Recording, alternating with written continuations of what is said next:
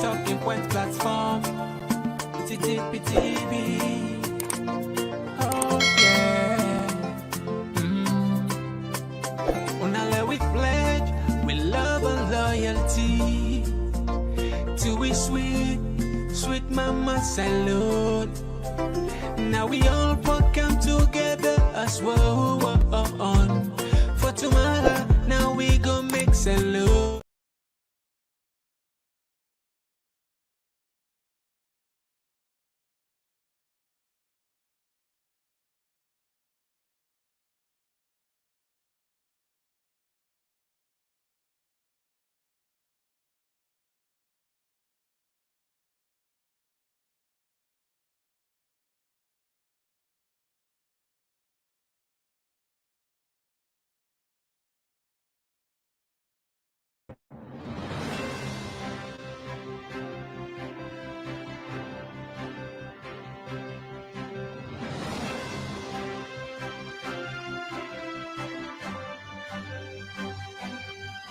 Young people are always very daring.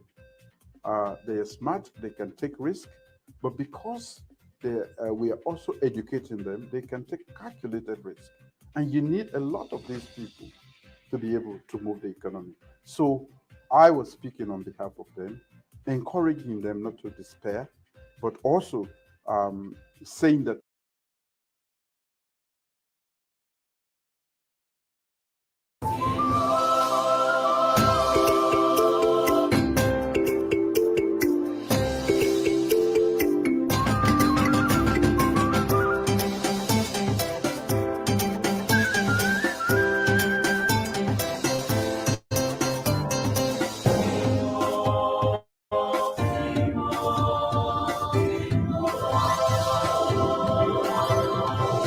You are watching AYV Television.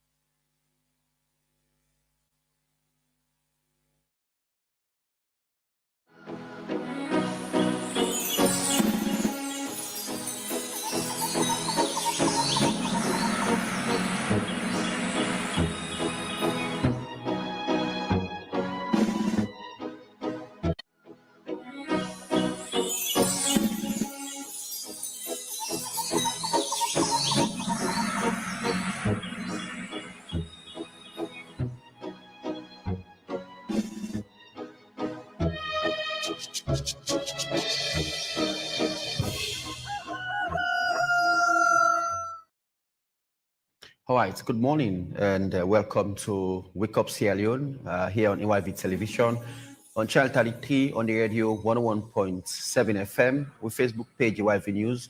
Drop your comments today and we'll definitely thank them for it as this night program Wake Up Sierra Leone come to you from Monday to Friday at exactly 8 o'clock in the morning to 10 o'clock in the morning. It's a 2-hour news and current affairs show where they bring come to you all the latest information we need to know across the country and outside Sierra Leone as well. And there are a lot of things that happen across the country. Key among them, now the dialogue between the government and the All People's Congress Party, APC, we commenced yesterday at the Bintumani Conference Center. I said 3 days, so it continue today and tomorrow. And yesterday we'll bring to you the opening of the entire events and bring to you live speeches from the two main political parties, APC and SLPP representative Dr. Samuel Kamara and Dr. David Moina Senge, and and the mediators themselves we also make statements yesterday in Bintumani. The session continued yesterday, I understand, say, and then I've been to money until after 11 o'clock, and it's a closed door. So it continues today and tomorrow.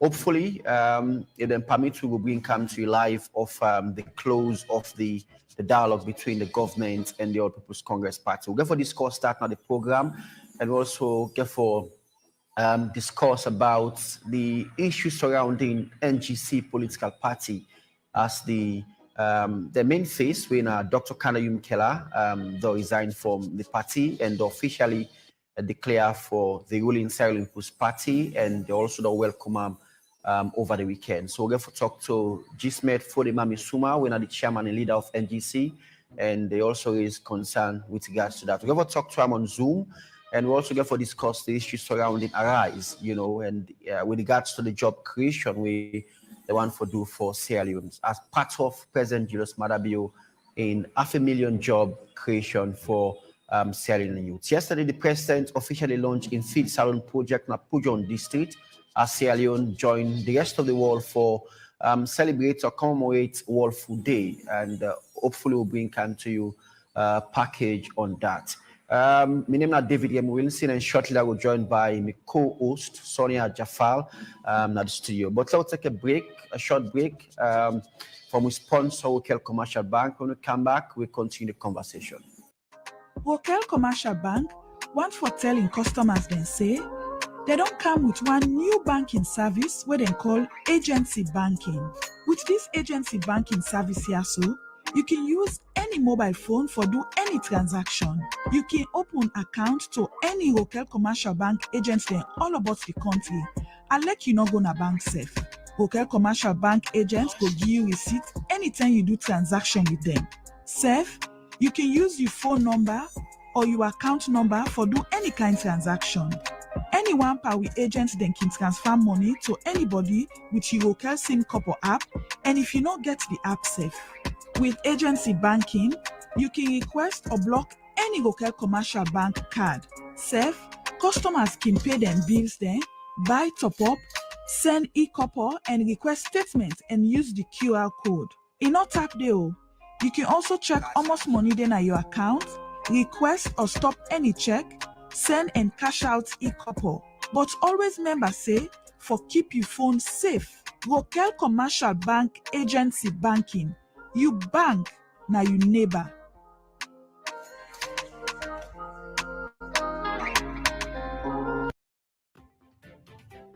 AYV International, a truly global media outlet. Our media platforms can be found across the world, including Africa, America, Asia, Europe, Caribbean, the Pacific, and more. Our media services include broadcasting, media production of documentaries, movies, and a wide range of audiovisual services, advertising and public relations, sporting and events coverage, photography, and a reliable media equipment rental unit, as well as media training. Contact us at our International AYV Media Centre, 18 Soho Square, London, United Kingdom, W1D 3QH. Telephone us on 074 967 456 33. Or you can send us an email to ayv.international@ayvnews.com or ayv.international@gmail.com. You can also find us on our social media platforms on Facebook, Twitter, and Instagram.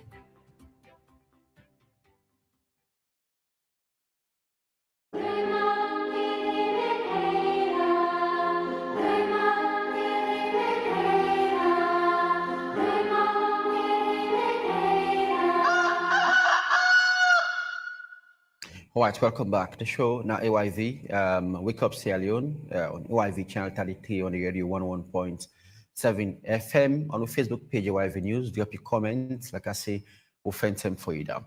And one for start with first conversation, and one for look at the outcome of yesterday's commencement of the dialogue between the government of President Julius Maada Bio and the All People's Congress APC party. We commenced yesterday at the Bintumani conference hall. Shortly, we will play, the statement of the two leaders then of the delegation, Dr. Samuel Kamara and Dr. David Moina Senge of the government, and Dr. Samuel Kamara of the main opposition All People's Congress party. So now the studio for this course that I get with me, Andrew Valley, the executive director for Institute for Governance Reform, IGR, and now the opening yesterday in Bintumani conference hall, and we also expect Thomas Dixon, media and political analyst. Andrew, welcome to the show.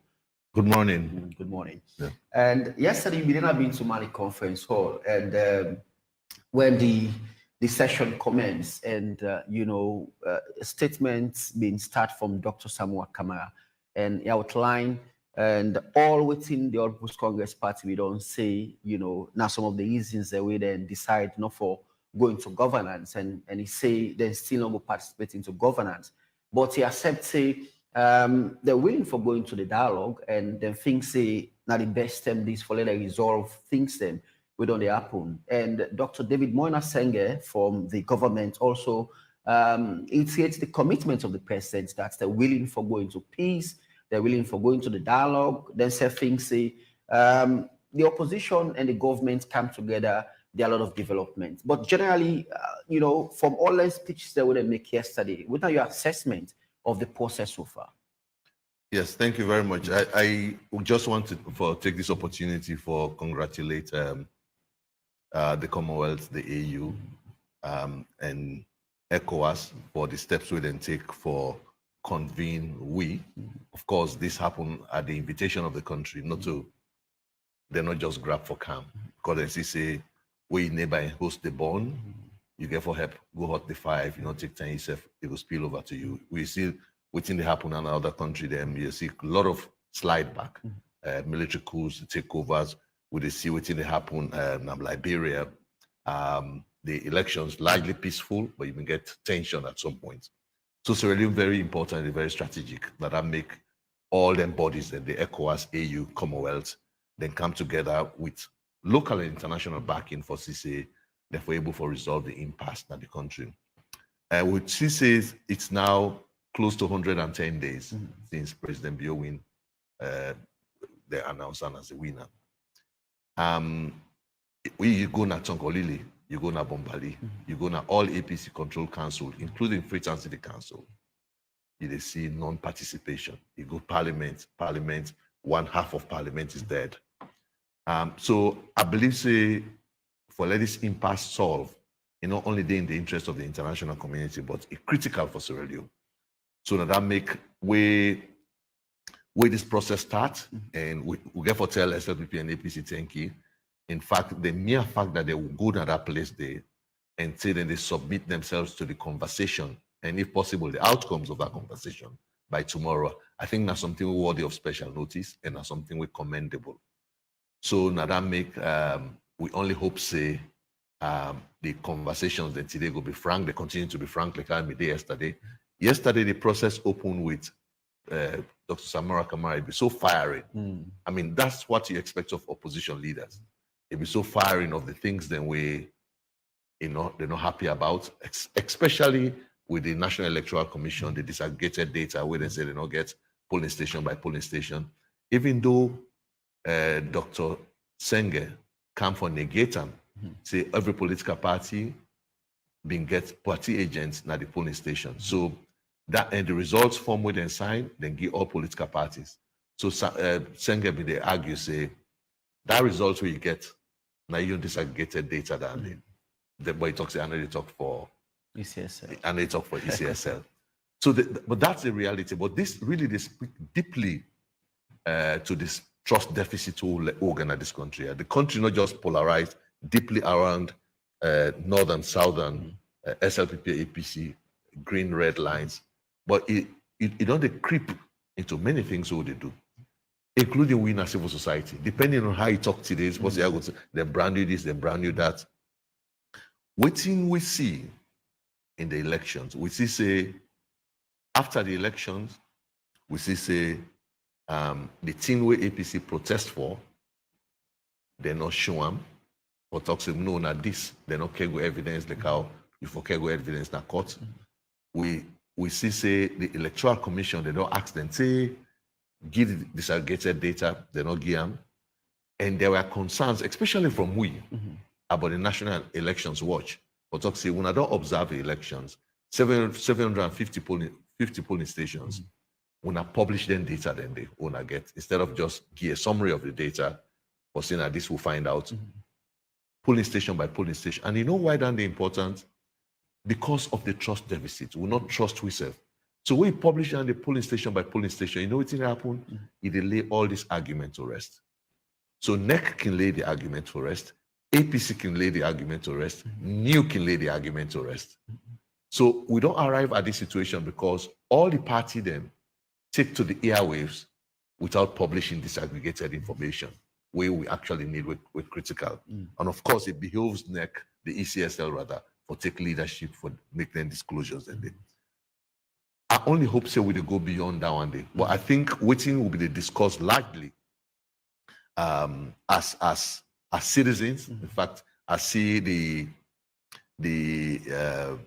Madam Diallo, the lead facilitator, will now be the former vice president of the Gambia. But they talk with this now African dialogue. Lord talk to ourselves as brothers and sisters. And I see at one point in time they hold their hands so they can join hands and shake hands. Those people always shake hands. Don't forsake they didn't shake hands. But yesterday's shake hand was really symbolic. And Dr. Samora Kamara say they have their position statement within the things that within the demand as far as these things is concerned. I believe the government back getting your opposition papers. But you know what happened? What happened yesterday, it reminded me of 21 years ago at Lome, where Dr. Tijan Kaba faced the rebels, and the rebels then get then demands, saying that this and this want. It was a long process of negotiations for law arrive at that day.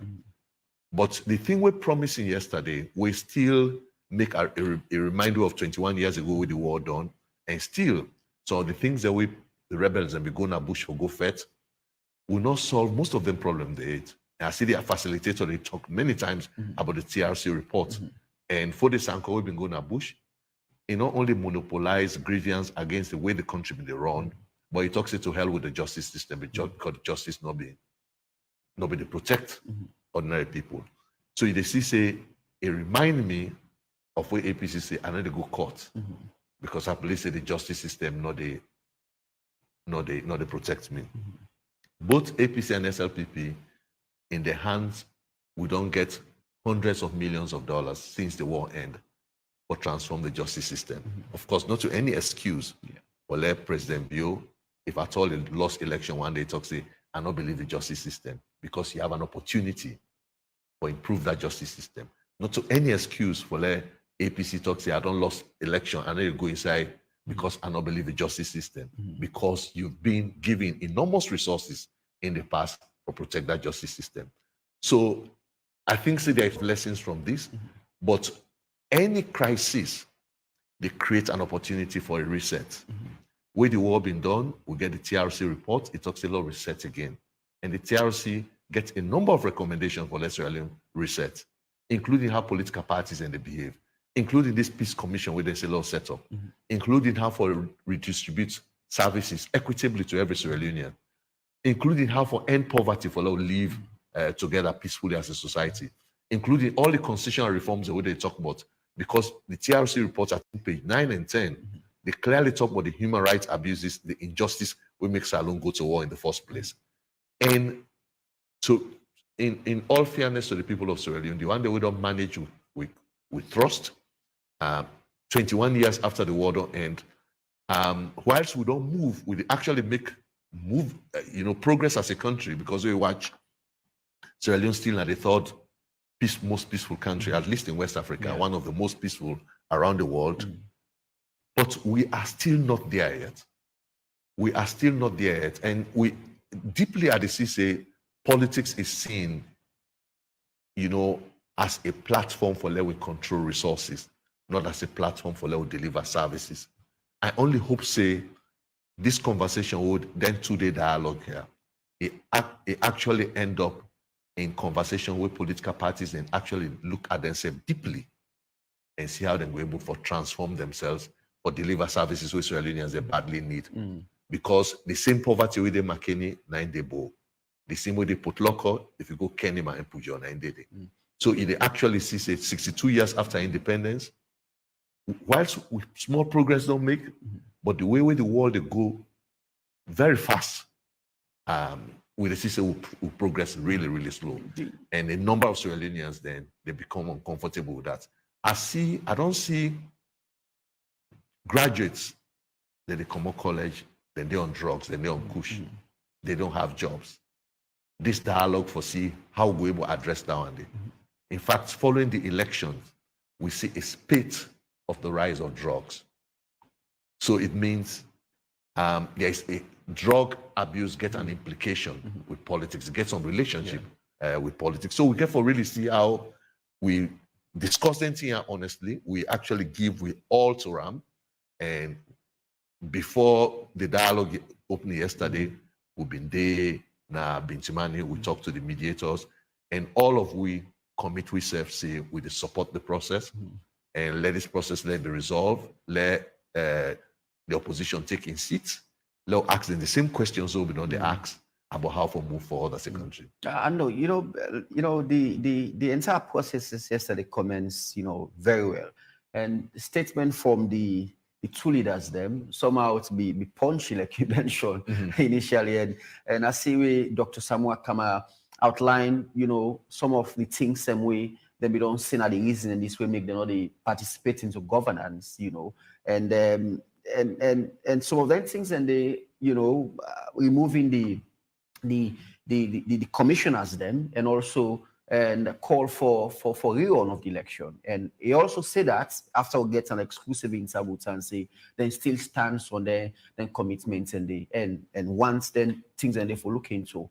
But Dr. David Moina Senge also been say while then they go into the dialogue and we for honest to ourselves as a country and them as politicians, and also whatever demands anybody else they make it for within the law and as well. And the good aspect of it now that when they apologize to the opposition and say with all what's in the happen, so everyone for say sorry and say as a country we need for move on, and also call on the opposition for joint governance.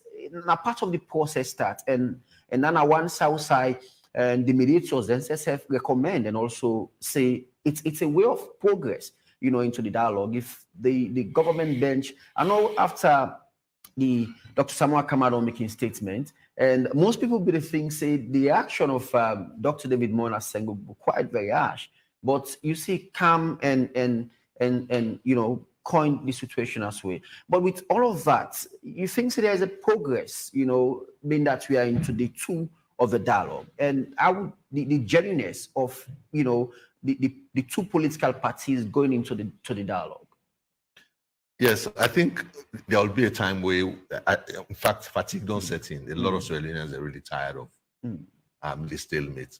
And I think if we drag beyond this, a lot of Sierra Leoneans will really become disappointed about what's in the happen. But it's to your point about the progress we don't make, we need for law acknowledge that on the part of both APC and SLPP, progress has been made for let you get it's very high level delegation from the party chairs, the party leadership to the mayor of Freetown. They've all been there. On the government bench, you can actually see government ministers from the justice ministry, a lot of ministers.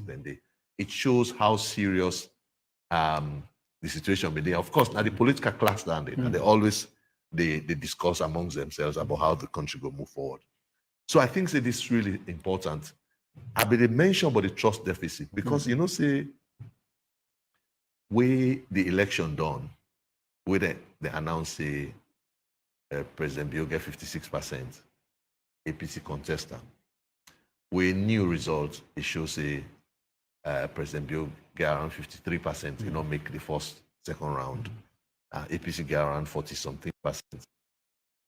So that protest, that contest from post Congress, they not win the election. They win the election, they rogue them. Beyond the fact of the disturbances will be happen, in the words of the EU, the opaqueness in the tabulation of results, and we reduce trust in the process. But then data, especially the one from New, if not all the challenge, you understand? Even not only ECSL, they are all challenged because New talks say this 9 the lead, ECSL talks say this 9 win. I remember IGR reports back me show say this 9 the win. Yes. The survey with and then Basita Michael, they all pull survey where they talk say President Bill the win, well not the win, but it's the lead. So if something comes out otherwise, it means all of their data they are not trusted. So it's not just a trust deficit for ECSL, but it's a trust deficit for all. Yeah. I believe I think say this is now an opportunity. Like I say, this it'll go deeper than the election. We face a situation where where you did McKinney, where some people in power, you can feel say you're not part of government.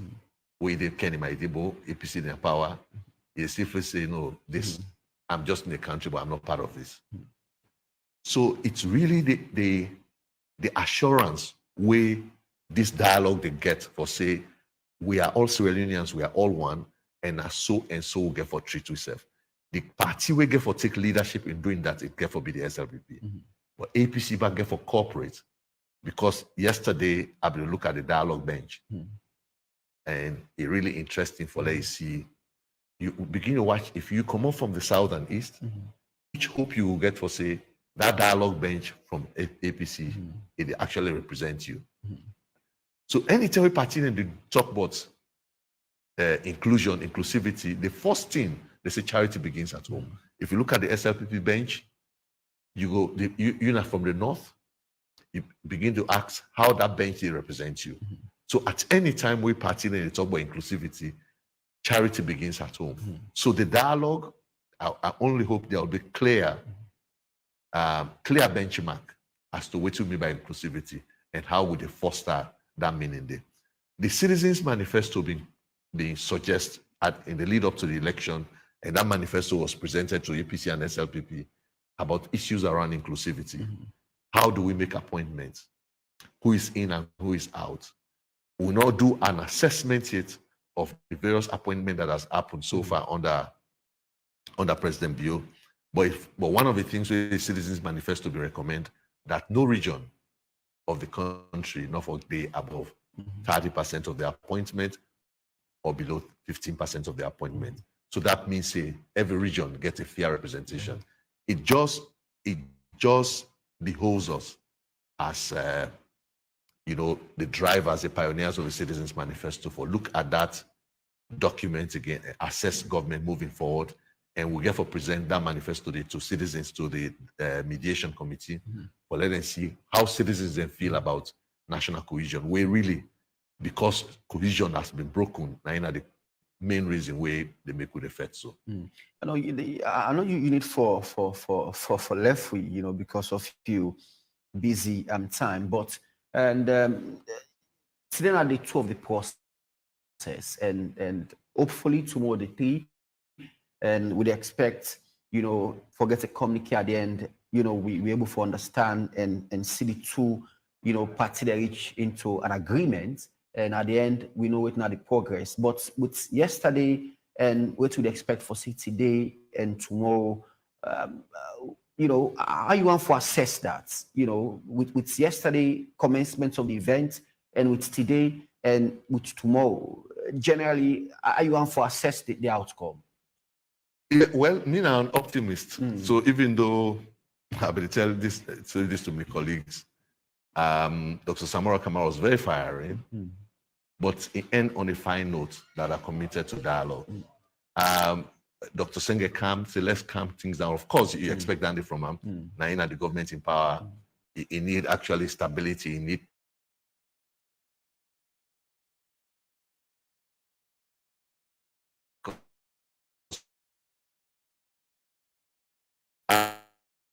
tone the end and giving the start the team take yesterday. Giving the start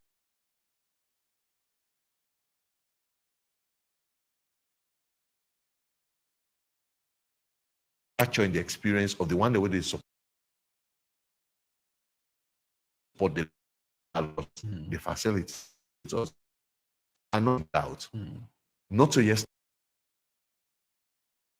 then begin engage them people and they don't begin engaging in a long time. And yesterday was just one moment where they talk say, let we show Sierra Leone and say now the dialogue don't begin. So I know say there has been quite a lot of behind the scene work. And I say kudos to the Peace Commission, our Reverend Shudan K. Johnson, and all the commissioners and the work we did not do so far. There's quite a lot of efforts. You mentioned, say, the day, say 12 o'clock. In fact, at a point in time, I call one of them. So they say, no, we're still there. So let we just see how, after all of this process, this thing not solved by tomorrow, but by tomorrow they communicate what they expect. Now until they put we on the path of lasting solution. So, and which that they mean for the opposition take their seats, go na council deliver services. Let we get an opportunity for review the constitution, all them burning issues, then let we make a law. The challenges then we don't identify in the electoral process, like for example, one thing the way the international observers then, and even APC talk about now the non-transparency, if you like, of the tabulation process. NEC go talk say, they by law for talk say which they do is legally they within the ambit of the law. So if that's a controversy, law make a law. Yes, let us solve them problem. So all the challenges then they around the election. Woman they go talk say, if we don't get 30%, but we say they be positioned we per the on the list where they say 1 out of every 3, then they put you number 3. We're not fine. Let's put all of that. Not to APC no more get issues. There are many issues where even we get as civil society, the media get about how the country will move forward. So let's take and say this dialogue provides an opportunity for a reset and how we they bounce back as a stronger country. So it doesn't matter which party is in power, which we need now, how we always get the best from any political party where they lead with. Okay. As we close, what will be a message, to Sierra Leoneans as we await and the outcome of the dialogue between government and the APC tomorrow? And like you say, everybody, very positive about the outcome. Even Dr. Samuel Kamara and Dr. David Moyna Senge, they're all positive, say the outcome can be fruitful, and they believe say the outcome can see the opposition, join governance and, go back in a parliament, go back in a council and let the country move ahead. But what will be a message to Sierra Leoneans as we await the outcome of the dialogue? So I think, say, we get this belief, say, where you SLPP in power, Southeast, the better. We get the belief, say, where APC in power, the North, the better. We don't try down there for 60 years, no sign of better. And because of that one day, because of that belief, we say impatient, say, pass SLPP in power, now me picking go get scholarship if me come above. Or pass APC in power, now me go get contracts if me come out Bombali. So that all of that day, now with they send a social media, now they make with the feds, now they make with the cost itself. You campaign not only social media, regular media. If you open the television, the messages right now is on. But look down there, you see now Mendena SLPP. So, you don't want to help anybody. So I believe say the only way we can help ourselves, now we would get government. It doesn't matter which party that government they. But that government, they drive the change we all want to see. So me, they call to all Sierra Leoneans then, let we lay weapons down. The weapons on social media, let drop them. And let we become very constructive in engaging the council. You get council na Bo, you get council na Bombali. Then councils then get for be productive. Now the nearest government that we get. The council na Bombali na SLPP, na APC. The council na Bo na SLPP. So now on all the two na self, all na Mendena team, all the una get una own government. How na they make that council they protect una welfare? Forget about national party first. That is very key. So I believe say the solution to all of this problem you get for lie in our hand. Communities there even at household level, they get household combat, one-to-one combat, and they fight themselves. I see after the election, some people they don't give them competent notice. They live here again because of that bitterness. The last Afrobarometer report we will get, it shows the number of Sierra Leoneans, the way they talk, say, I ready for leave by another Sierra Leonean from a different political party. It don't drop from about 85% to 57%. It's worrying. So I only hope, say, we resolve this question here. Of course, we ask the leaders then for demonstrate leadership, because not all thing a leader wants we in supporter and they agree with, but you they see far past them. So at the end of the day, we they get a communique, law all embrace whatever in that communique. You get for get give and take. Yeah. So SLPP get for lost something, APC get for lost something, but there is going to be an equilibrium. We'll all get for arrive at or let the country go before.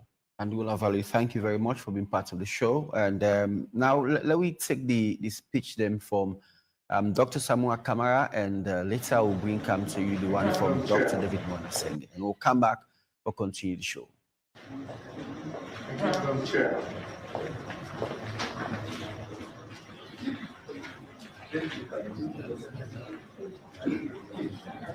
Distinguished representatives of the Commonwealth, African Union, Economic Community of West African States, leadership and staff of the National Peace Commission of Sierra Leone,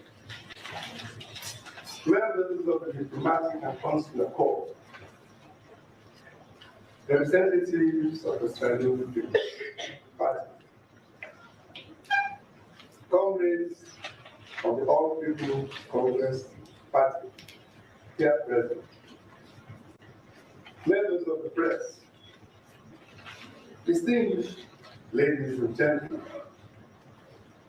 fellow Sierra Leoneans, good morning. Let me start by humbly welcoming you all to this historic and defining moment of our time, which is holding an inter-political party dialogue that aims to find a consensual solution to the governance stalemate. I especially appreciate the presence of representatives from the Commonwealth, the African Union, and the Economic Community of West African States, ECOWAS, who have taken their time and spent their resources to be with us here today.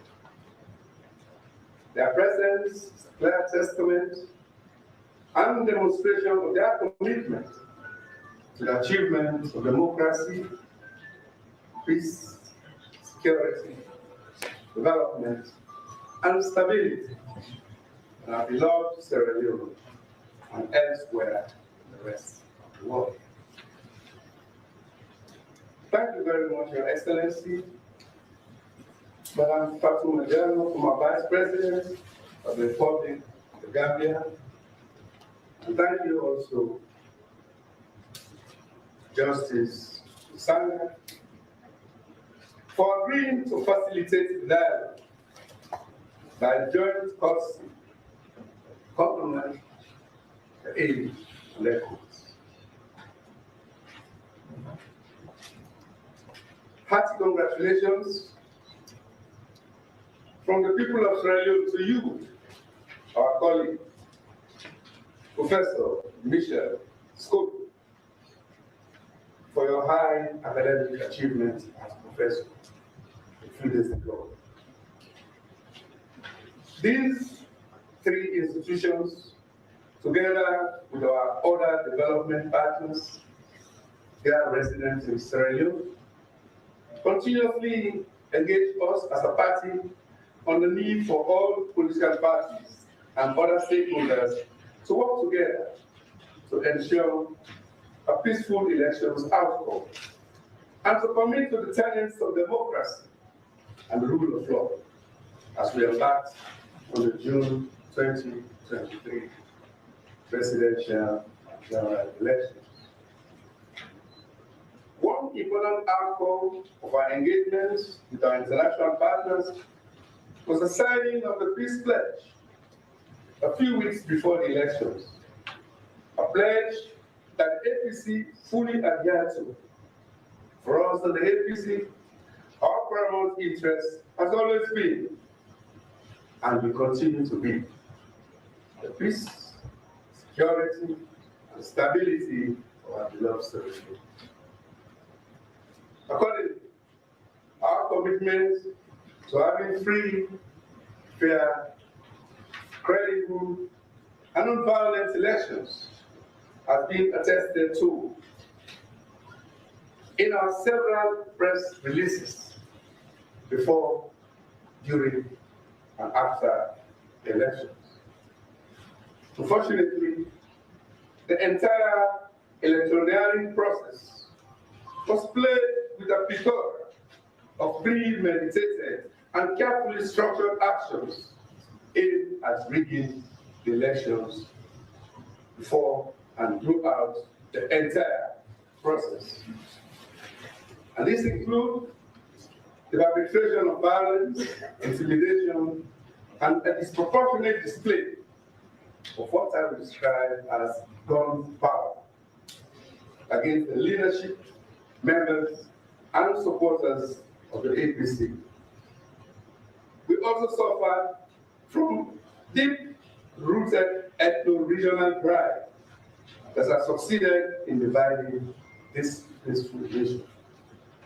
And worst of all, from state capture and personal use of public institutions, including all elections management bodies, which further deepened the divide in the country and fueled the brutalization of the opposition in their homes, as well as in their communities. Many, simply because they are either APC, or they are non-Westerners, or they are perceived not to have voted SLPP, and above all, as carrying a samurai identity.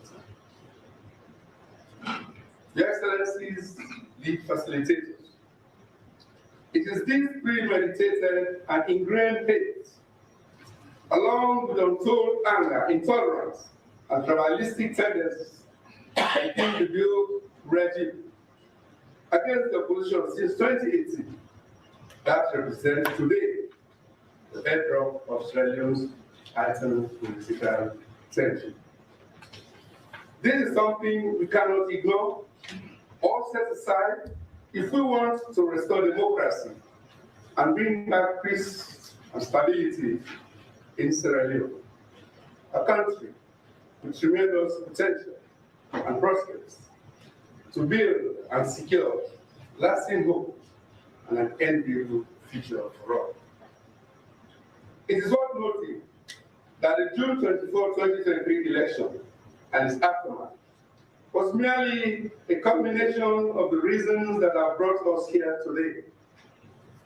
Since 2018, when the APC peacefully transitioned power to the SLP, the leadership, members, and supporters of the APC party have never been at peace under this regime. We handed over power to the SLPP because we respect democracy and democratic processes. Whilst we did question the results produced by the Electoral Commission, we have no doubt that handing over power was the right thing to do. To us, the interests of the nation was much more paramount than our partisan and personal interests. Importantly, we wanted to keep the country united. Sierra Leoneans had prior to 2018 worked very hard for 15 years to ensure that we built on the hard-earned peace and democracy that the country had enjoyed since the Civil War ended in the year 2002. However, on taking power in 2018, the SLP made it their primary focus to directly target the leadership, membership, and even sympathizers of the APC, while at the same time fragmenting the country and setting the stage for the state we are in today. The state characterized by a deteriorating democratic space, the instrumentalization of police, the military, and notably the Electoral Commission Sierra Leone led to a culture of impunity that will see the Electoral Commission produce 2023 election results that did not reflect the will of the people. and I saw the leadership of the APC directly targeted at the party office while election results were being awaited, resulting, unfortunately, in one of our members eventually killed by the state security personnel. These and several other extrajudicial cases still remain uninvestigated. Their gentle souls rest in perfect peace and light perpetual shining from heaven. On June 24, 2023, Trilonians, irrespective of tribal or party affiliations and continual intimidation, went to the polls in the largest numbers ever seen in a presidential and grand election to make their voices heard, which was very inspiring. They expected free and fair elections, since these are essential for democracy. They expected, at the end, the Chief Electoral Commissioner, Mr. Mohammed Kone, and his team of commissioners could not produce the disaggregated results of the elections at all polling stations to show that President Bill actually won 2023 presidential election. Your Excellencies, distinguished ladies and gentlemen, the questions which all of us well-meaning and patriotic Sierra Leoneans are asking today are, why is the Sierra Leone Electoral Commission refusing to publish all certified polling station results? What are they hiding? Who are they working for? What gives them the urge and the audacity to deprive the people of their constitutional rights? Since announcing the results of the elections, Mr. Kone, a man who ironically has served the African Development Bank at high office of principal investigator for fraud and corruption, and his commissioners have been repeatedly called upon by the main opposition APC party, the Sahel community, and Sierra Leoneans at home and abroad to publish the disaggregated results at all polling stations. But for some strange reason or reasons, other than that of covering up their fraudulent track, they are refusing to publish all polling station results, forms, RRFs, signed by political parties, polling station agents, returning officers, and certified election observers. Short, our facilitators, law or no law, releasing these results would enhance transparency and accountability. Right, that are Dr. Samuel Kamara in statements. Just a brief of because of time. And, but I just don't journalist to by Miko Sonia. Welcome to the show. Yes, thank you for having me. Apologies, actually. I know you say they've been to money, know, for observe and see how they process the comments. Exactly. I went there to try to see what's going on. It's unfortunate that, I get stuck in traffic trying to come here and all these things. But of course, it's a bit African timing, not start yet. So I had to rush and come here. What I can do, of course, me duty. So of course, we'd all listen to Dr. Samuel. If I make we try for listen on the other side of the speech will be made by Monina Senge, Dr. Monina Senge. So make we join them there. Thank you very much, Chair, High Excellency, honorable members of the mediation from the AU, ECOWAS, Commonwealth and the Independent Commissioners of Peace, ministers of government, members of parliament, members of the diplomatic corps, our friends from the APC, distinguished ladies and gentlemen, good morning. Today is a momentous day and a historic one for several reasons. It reaffirms our commitment to building institutions that strengthen democracy. 3 years ago, after a national consultative dialogue, the Independent Commission for Peace and National Cohesion was established. It wasn't established out of a vacuum.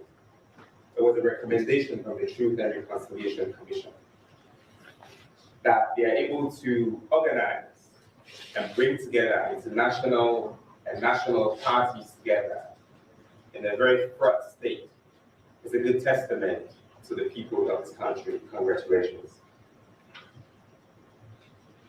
We thank them for their leadership and for all the roles they've been able to play to get us here. So why are we here as a government? We're here because of our commitment and understanding that when there is a mediated dialogue, we're able to go past our differences. We're here because of our hopes and our aspirations for national and collective movement forward. And as such, we expect that at the end of this mediated dialogue, we will see and expect the full participation of our friends in the All People's Congress in government. In a very low trust environment, not just in Sierra Leone, but across the world, and we see the growing violence in Asia, the Middle East, in Europe, in Africa, in ECOWAS. It is important that we restate our commitments to ensure effective state delivery. And that does not just mean elected officials. It means people who were not elected. It means people who never ran for elections. It means our collective and entire country. This is why our government has been pursuing a number of critical and absolutely necessary national reforms, which we believe our country requires to be counted and to occupy its rightful place among community of nations. Evidently, we were just invited to the Security Council, and we will continue to represent not just Sierra Leone and Africa, but the entire world in making sure that we can stand for peace and national cohesion. Over the last couple of years, our government has repealed the seditious libel law. We've removed the death penalty. We've enacted the Kiwi Bill. We reviewed and updated the PPRC Act, the Education Act, the Local Government Act, the National Investment Act, the Independent Commission for Peace and National Cohesion Act, the National Disaster Agency Act. We revised the anti-corruption law, well over 90 laws in the last 5 years. And because we believe that we're not done and governance does not stop, our team has continued to work on the Criminal Procedures Act of 1965, which currently does not guarantee justice to our people, particularly if you're poor. Because if you're poor and you cannot pay the fine, you get sent to prison. Our government understands that poverty should not mean lack of access to justice. We're here because we believe in mediation. That does not exist a mediation bill. We will work to make sure that there is a mediation bill in this country. And all of these are aimed at ensuring that the necessary and appropriate legal and regulatory environment is created to enhance effective and efficient government of Sierra Leone, not government of the Sierra Leone People's Party. A number of initiatives have been rolled out to ensure that our country strengthens its culture of inclusivity and participation. I mentioned the Gimme Act and the efforts of all political parties that were put in place to make sure we are under that law. This is why when our friends from the APC go to Parliament, there will be a lot more women in Parliament in our lifetime in this sitting than there has ever been at any given point in time.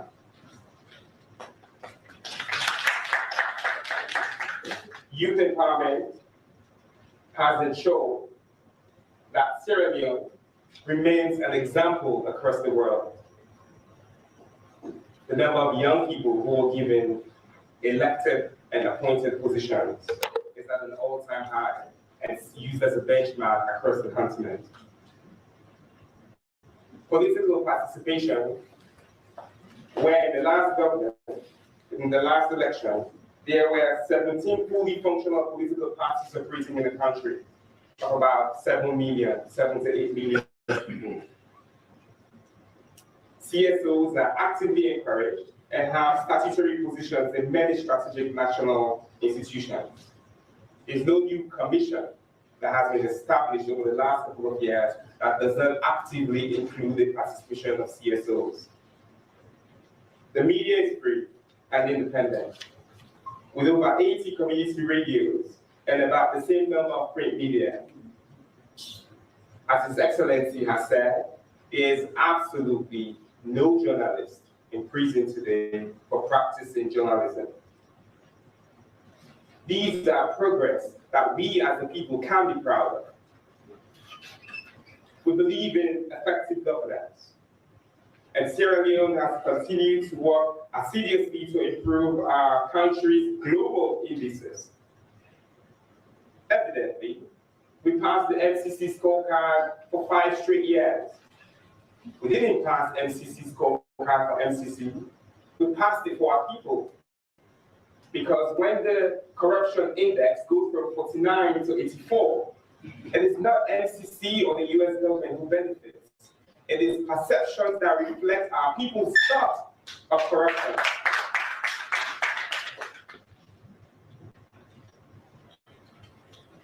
As a nation and as a people, we must all continue to work to make sure that the image we project and propagate about our people reflects the true realities of our people. We cannot, for political gain, for financial gain, for personal gain, project things that do not reflect the realities that we see on the ground and the true perceptions of our people. And these indices, from MCC to the more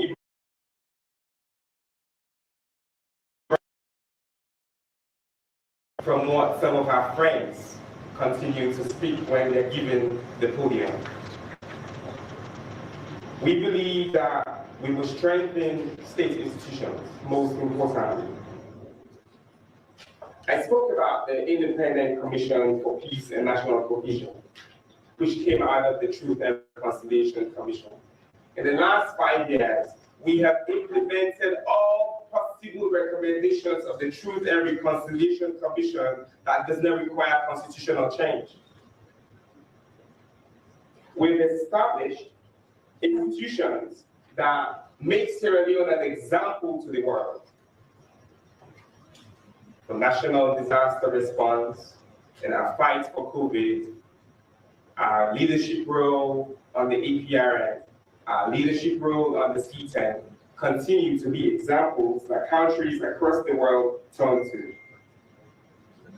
The government of His Excellency, President Brigadier Retired Dr. Julius Maada is one that believes in the intrinsic values of inclusivity and participation as critical ingredients for a peaceful, united, stable, and cohesive Sierra Leone. It is as a manifestation of such conviction and belief that government has since given very serious considerations to the abnormal situation of having the other half of state governance, the opposition party in the House of Parliament and local councils, holding back on participation in governance. The government truly and genuinely believes that democracy and democratization cannot proceed without an active, credible, and responsible opposition from which we can all benefit from constructive engagements such as profiling alternative policy proposals where they exist, or joining us to progress laws where we don't disagree. We don't always have to disagree. We're not here because we've been forced to. We're here because we chose to. And we're here because of our commitment to national development and peace. We're here because the father of democracy, His Excellency President Dr. Julius Maada asked us to be here. We're here because of peace and unity. That will be a total mobilization of our human, financial, and other non-material resources for the development and transformation of our country, so that truly and genuinely, Sierra Leone can be part of the countries that accelerates towards the SDGs, as we share our policies of leaving no one behind. This is really what Kaupa Salone for better means, by the way. And we believe that, because Kaupa Salone was better.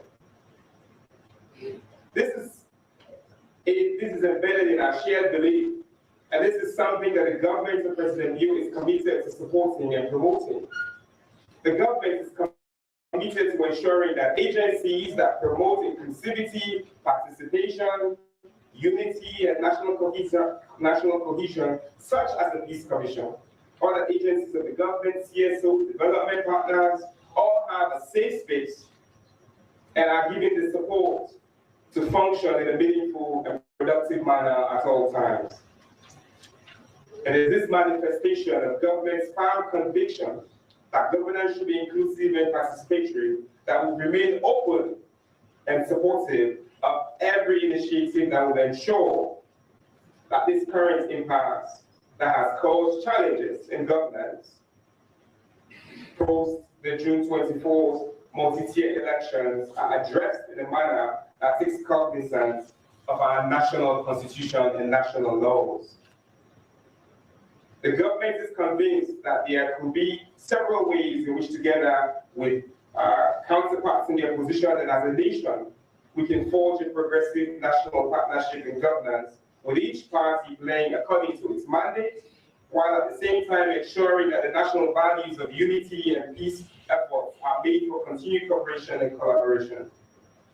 Towards ensuring such cooperation and collaboration, the government of Sierra Leone will ensure that opportunities are created for continued work on critical national governance priorities going forward.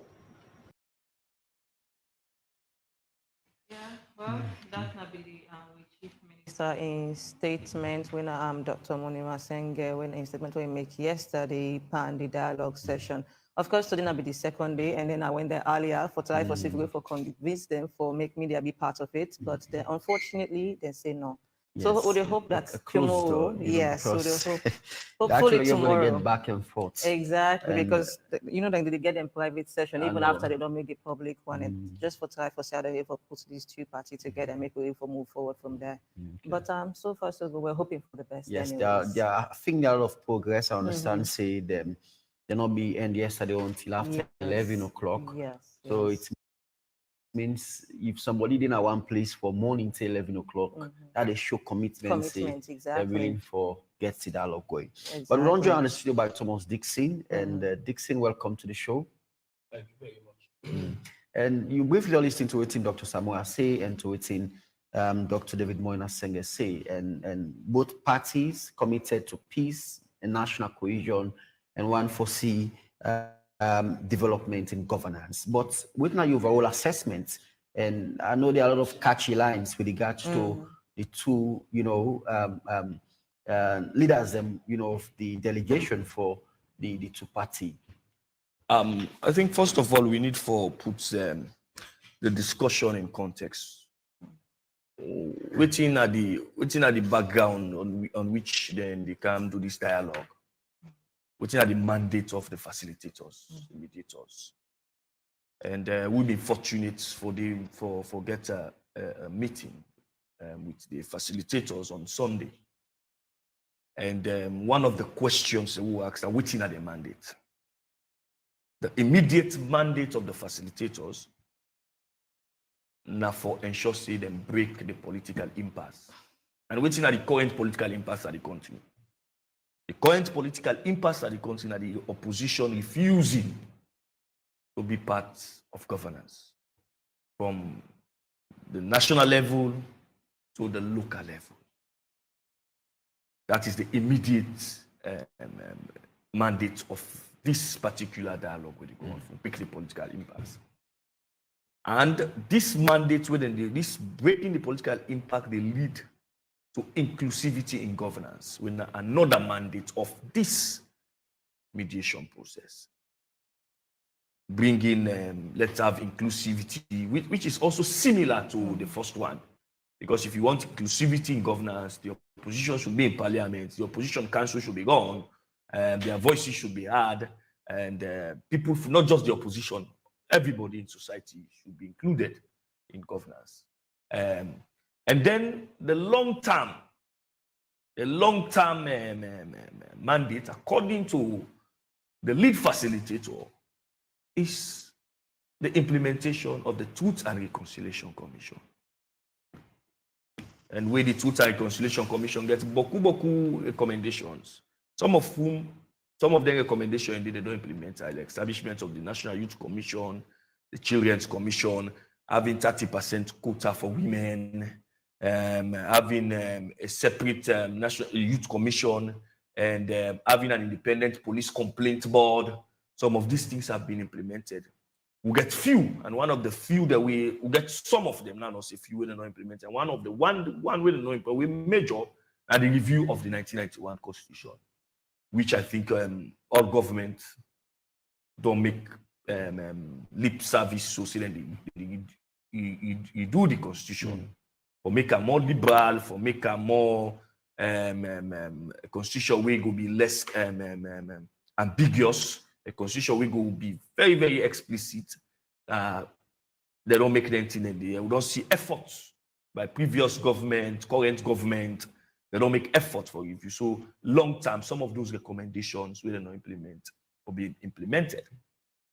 I want to use this opportunity for give kudos, thank the people that we can broke peace in Salone, for can lead the dialogue between the government and the All People's Congress. It's so sad that we not trust ourselves as Sierra Leonean. It's a sad reality that nobody could see. We always look for an outsider for intervene for settle with cause, which I think is very bad. I think we will not get for the suspect ourselves, but we live in a nation where we suspect each and every one. In the media, there is a huge suspicion. In civil society, there is huge suspicion. In the judiciary, there is huge suspicion. Not that Sierra Leone judiciary, the appointment of judges in the Supreme Court is different from elsewhere. In the United States of America, the judges are also appointed by the president. In fact, in the United States of America, you have liberal judges. They will tell you this is a liberal judge, meaning he's supporting liberal views, which is where he likened to the views of the Democrat Party. You get judges that are conservative judge, meaning that judge they support views were related to conservative values when are in the same Republican Party believe.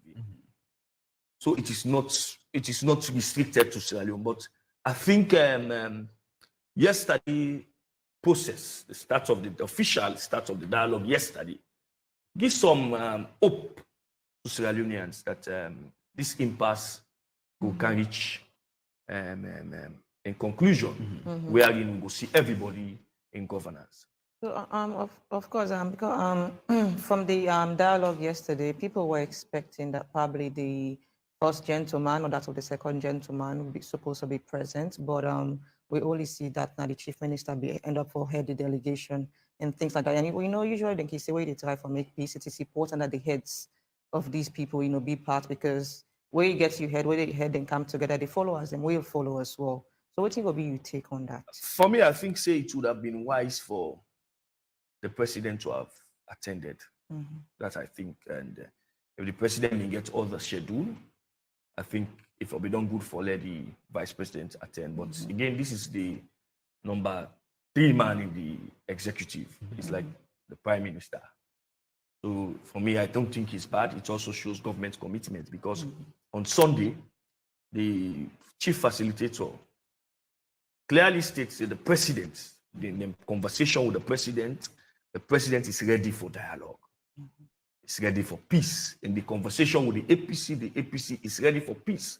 provided that there are certain demands are met. And I think so when the program starts yesterday, when the leader of the APC, they begin in talk, it clearly states their demands. That then go provide each a pointer, then go provide a position paper, we go get evidence for the committee.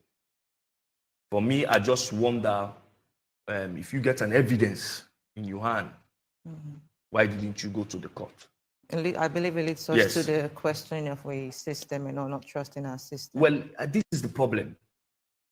If we keep on saying we're not trusting the system, this for continues. It's going to be like a karmic cycle. It's going to come back. It's going to continue. Another party go win 2028, and the other party say, okay, they don't agree. We need to go court because we don't believe in the judiciary. These are institutions we created. And we have to trust in this institution no matter what.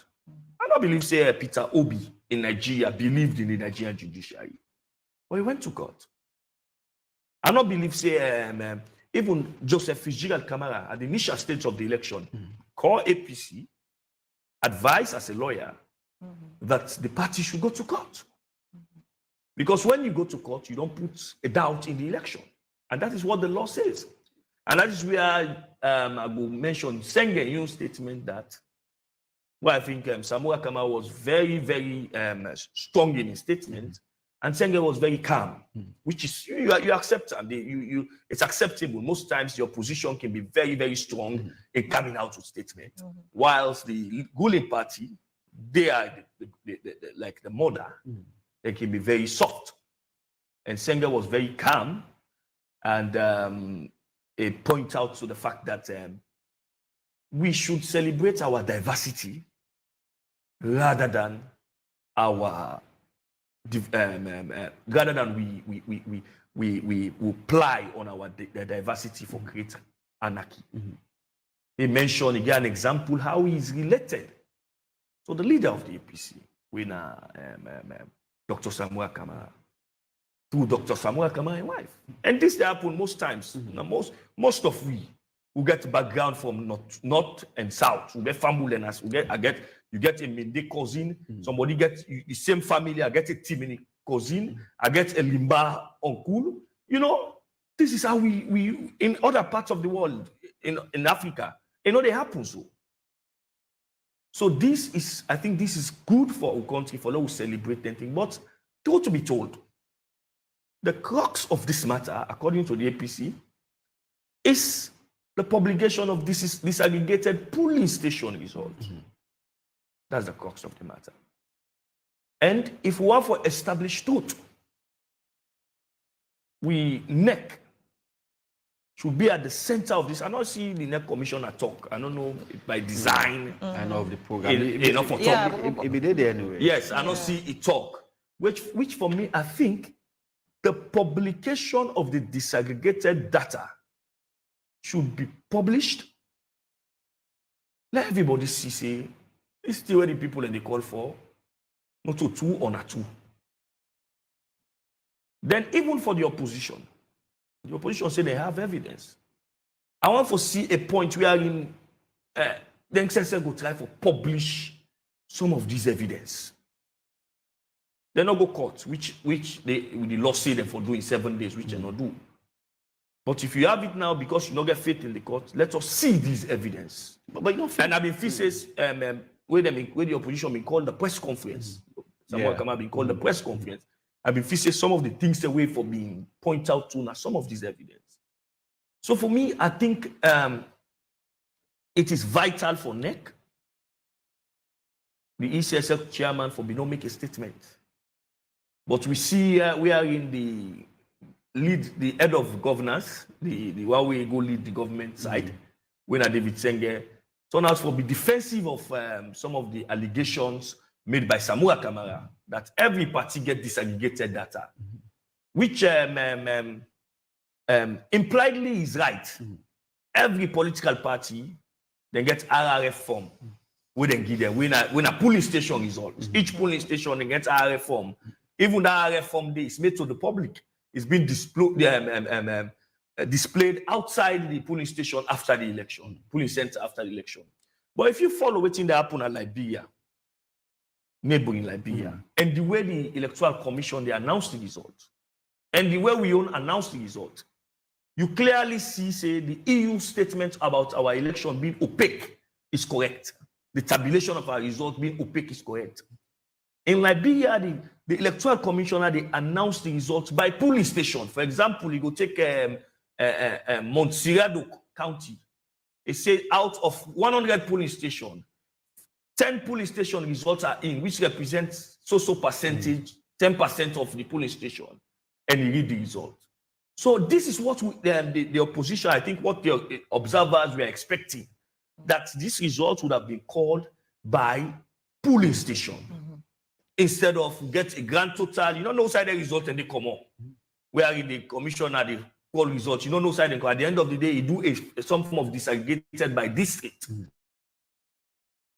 which is not opposition and what civil society and what the international observers they are calling for the of disaggregated police station results. And then the state result.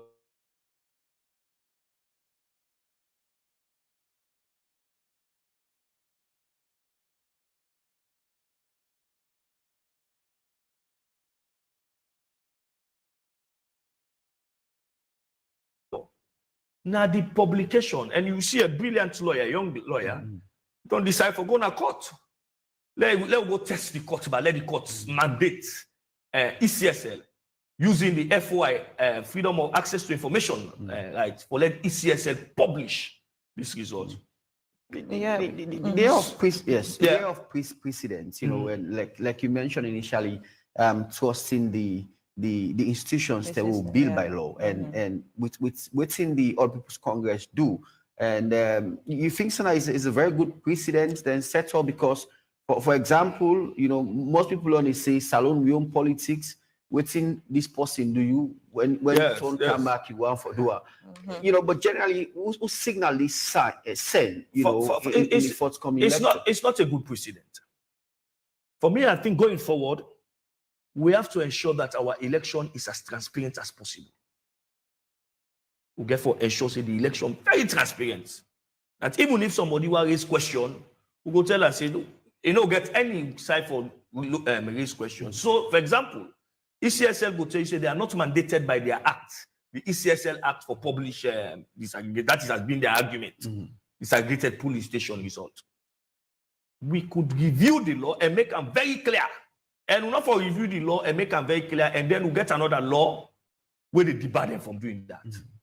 We should force them to ensure that they are as transparent as possible so that there will be little room for doubt. So let us, that is one, I think what in your position by not going to court, for me, I think it's wrong. But I know the law is very clear that if you are, and we all know, say when you talk about democracy, you talk about rule of law. And that is what the American ambassador, former American ambassador was saying. That's what the EU themselves said. If you are aggrieved, you use the law. But to say that you are not going to court, you are not participating in governance, is a bad precedent. As you rightly say, within a country we are in, it happen. We return and give we safe. People are not this let's go. If it happen the other way around, similar stalemate go happen. Are we going to be, we get for the continue for the go call AU, ECOWAS, Commonwealth for the dialogue when there are clear rules? For me, I think we need for subject ourselves to the laws of the land. We need for ensure, say, NEC, ECSL, they are as transparent as possible. And when in the appointment of commissioner, the Public Election Act states very clearly how you appoint commissioners. It states, say, you get for do consultation, but not define the process of consultation. So, for example, the president and they appoint. But the law say after consultation with political parties. You know, this whole process starts from there. When the president say they appoint after consultation with political parties, what thing they happen? You know, they actually do consultation in the form consultation. So what constitutes consultation should also be made clear in some of these acts. That this is what constitutes consultation. Is consultation means I for just write you and inform you say I don't appoint this man? No. When you look at the dictionary meaning of consultation, it means we need for talk. We need for talk. We need for say, okay, this is my choice. This is what do you think about it? You give your point. Why don't you think this person is right for the job? So for me, I think say the most important aspect is we have to do some compromises in this because only the idea of a rerun can only be done by the court of law. And the time don't pass, the affliction of 7 days don't elapse.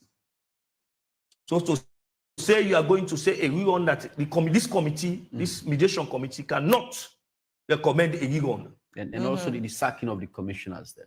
For me, I think say not to the commissioner enough for wait for be sacked. They should resign.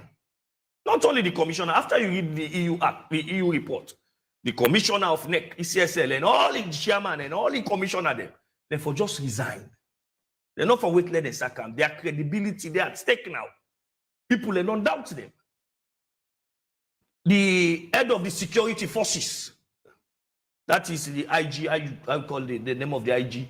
Fayaselu and the head of the military and the head of the ONS, they should also resign. After when you read this EU report, based on the EU reports, observation reports, and the way they work.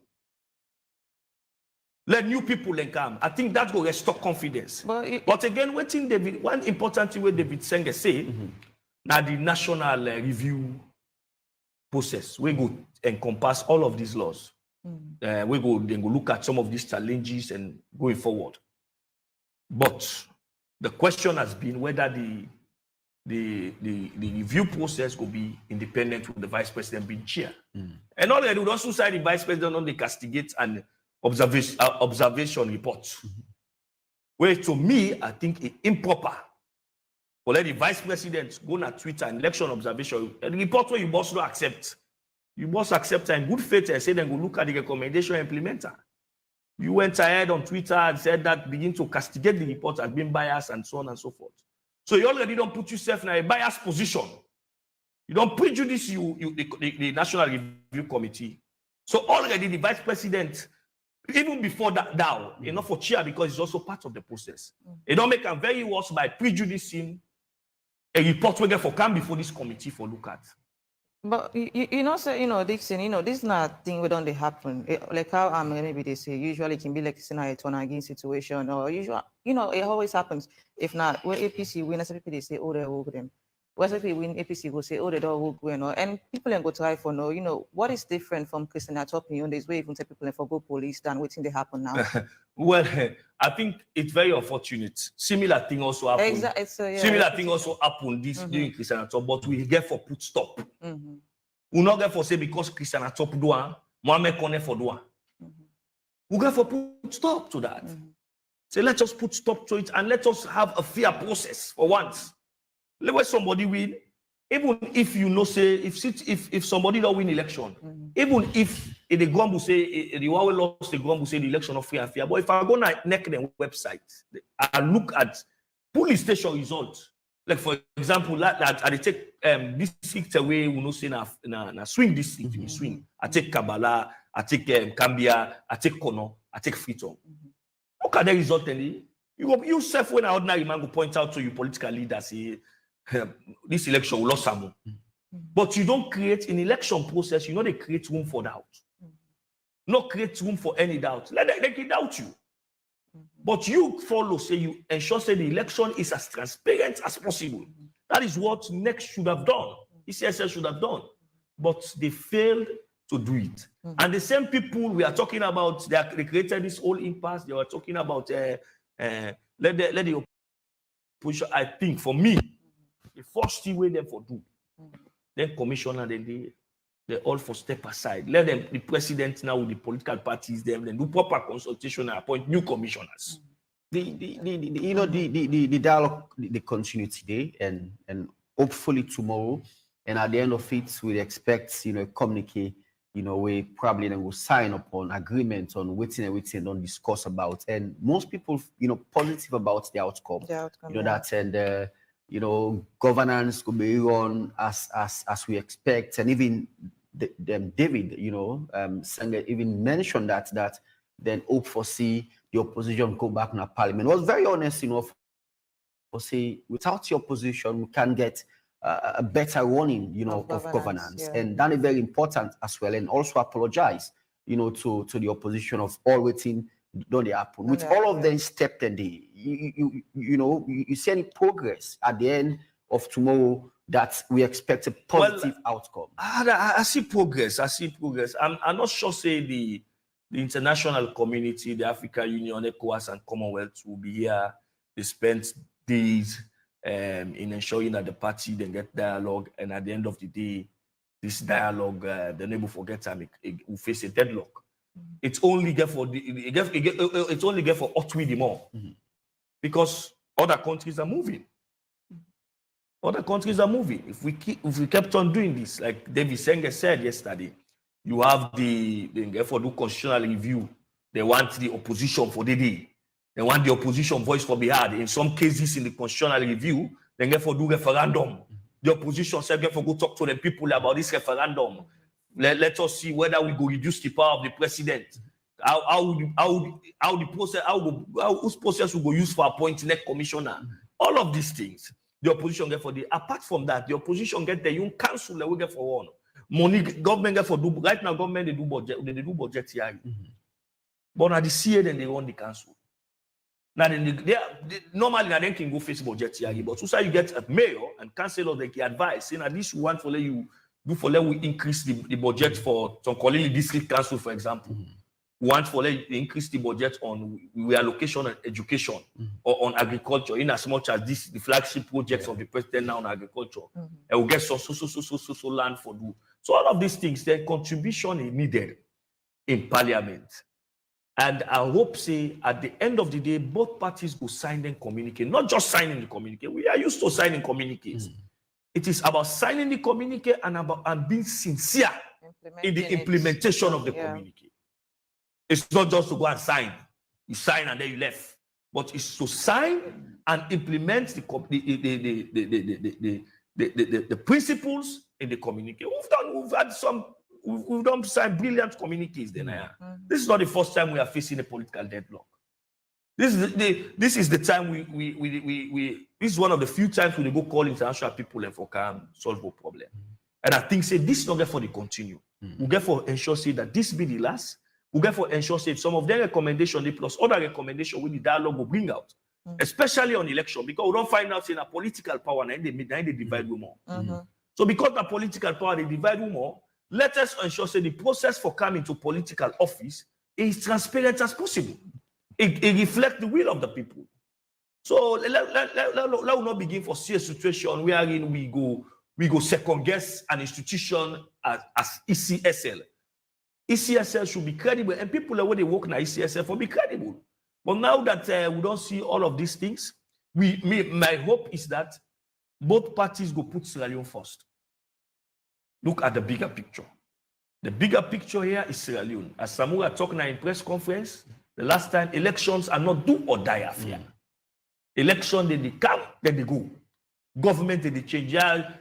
Who issue, don't hear about different empires, them. Who don't rise, they don't fall. Don't hear about the Ottoman Empire, the British Empire, the Roman Empire, the pharaohs of Egypt. They are no longer existing. So government not get for day forever. Power not get for day forever. Again, expiry dates. Again, limitation. So now we look at the bigger picture. What thing for stay forever? Na Sierra Leone, the interests of Sierra Leonean, health issues, electricity, agriculture, the rise in inflation. These are important to Sierra Leonean now. If we continue to create a stalemate, a political stalemate, then we will continue to bring the country down instead of we sum up. Thomas Dixon, thank you very much for being part of the show. And we end this segment and also get some other conversation as well. And but as you comment, at the initial stage of the dialogue, the Young People's Congress puts a press release. They call on it. It's a religious body for pray for Salone. That's for me. That is very dishonest. This is a party that has slammed interreligious council. Interreligious council, they say they're not credible. They're not believing them. We didn't think that been happen. The Secretary General of the APC was here. We didn't think that been happen. They're not talking at him. Then you call on them for pray for you. And let us be pragmatic. Me, a Christian. In the book of James, Bible say, faith without work is useless. Like we pray. If we not put to prayer to works, it's useless. So if you dey pray, you say they go pray. We need for back with prayers with action. If you dey pray, the same verse in James continues to say that if you dey pray, that man angry, what eat? They pray for let get food. He not get food, he go die. You need for provide for get let eat. So in this case, we need actions. We go enhance peace. We not just need prayer for peace. Actions that will enhance peace. And besides, when you look at the both parties, the configuration of the parties, the party that we go there, you clearly see the division at Sierra Leone. You know, they only see the division. You also they see how they treat women in the political parties. For the APC, I only count two women there. For the SLPP, I saw none. I stand to be corrected. I think they were there. They're even the part of the negotiation team. There are very few. The minister of there are very few. Yes, I saw for the APC. I saw and then they're part of the negotiation. I saw for the APC the mayor and the chairperson for the South. Then we need to forget more. We not just for like then group the women, youth. We not need for just relegate them to women's wing. We not need for just relegate them to the chairperson talked about it where we meet on Sunday. He said women are not just there for the political party, there for the club, for cook, and for dance. It is beyond that. Let them come to the table, create space for them. No, they were given, yes. So we not just want to see 2 or 3 women. We want to see, if we get 10 men, let us see like a 5 women. But we cannot see just all men. And then when you look at the demographic, you look at the APC, you clearly see the division. You look at the SLPP, you clearly see the division. With this party themselves, they need for get inclusivity. They need for be inclusive. Okay. Dixon, thank you very much. Thank you very much. We don't have much time in my favor. I know. So one will take a quick break, and when we come back, one for look at the job creation, we arise, RIP, one for create for Sierra Leoneans as part of President Julius Maada bill in 500,000 job opportunity for Sierra Leoneans. We'll take a break. When we come back, we'll continue the show. Nothing gets transformed in your life until your mind is transformed. Have you been thinking of transforming your mind through information technology? Well, wait no more. The College of Digital Excellence, CODE, is here to bring your dream to life. CODE, in partnership with NIIT, an institution from India with its footprint in 30 countries across the world and with over 40 years of experience in IT education and training, will provide IT training and development solutions to individuals, institutions, and enterprises in Sierra Leone. CODE has professional tutors from Sierra Leone and India with a wealth of experience in education and training delivery. CODE offers various certificates to honors, professional diploma level courses starting from basics like computer fundamentals, Microsoft Office tools, full stack developer, web design and development, database management, hardware, networking, CCNA, CCNP, cybersecurity, digital marketing. CODE has ultra-modern facilities ranging from international standard classrooms and labs with top-notch equipment for lecturers, both in person and virtual, with latest interactive flat panels, future-ready hardware setup with all latest desktop computers for students, in-house developed study materials, textbooks, which helps to deliver the best contents to its students. It's also offering a specially designed summer vacation program that will introduce educational activities that encourage kids to learn in a fun way. Visit us at 36 Main Motor Road, Congo Cross, Freetown. If you are not studying at CODE NIIT, you are missing something.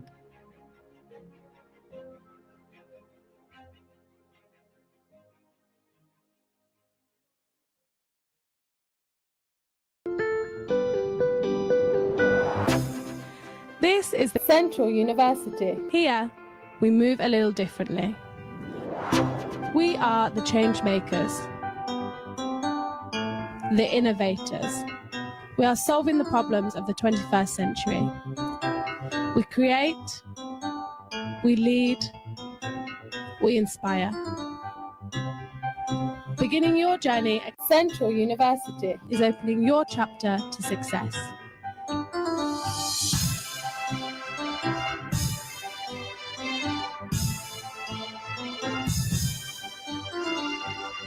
Here, we are a family that works together to make the change today for a better Sierra Leone and world tomorrow. Here is a home for you. Central University, a place where careers begin.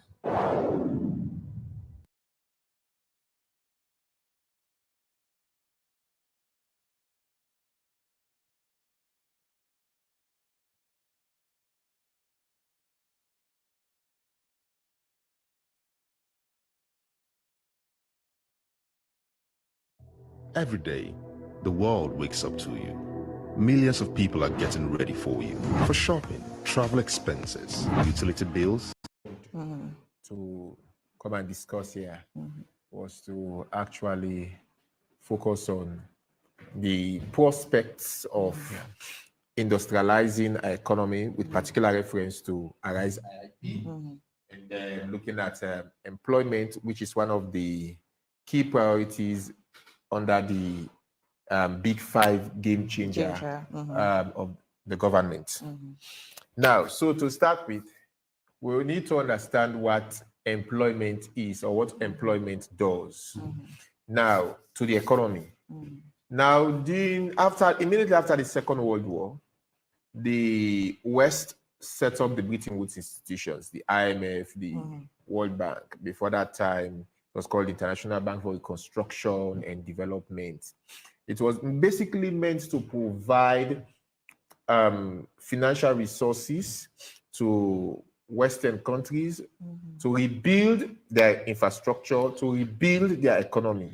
Because mind you, the Second World War actually caused a lot of problems in Europe.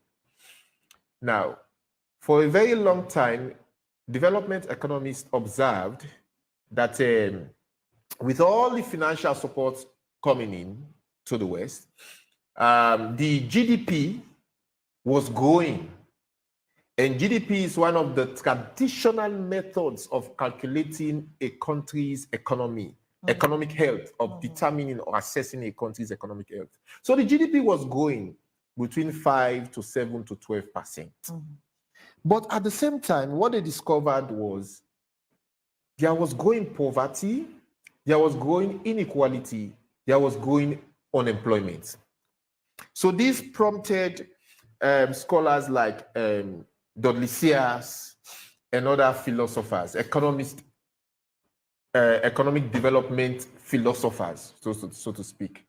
And they now came up with a new model for economic development that until we reduce the three central problems of poverty, inequality, and unemployment from higher levels to lower levels, even if your country's GDP grew by 100%, these problems will still persist and your economy will be in peril. So that now brings me to the aspect of employment and how it's going to solve economic problem in this country. Now, you would agree with me that one of the reasons why you will see Europe, or all of us want to go to Europe, is because the economy it's relatively stable, even though there is economic turbulence across the globe, but relatively they are better off than us.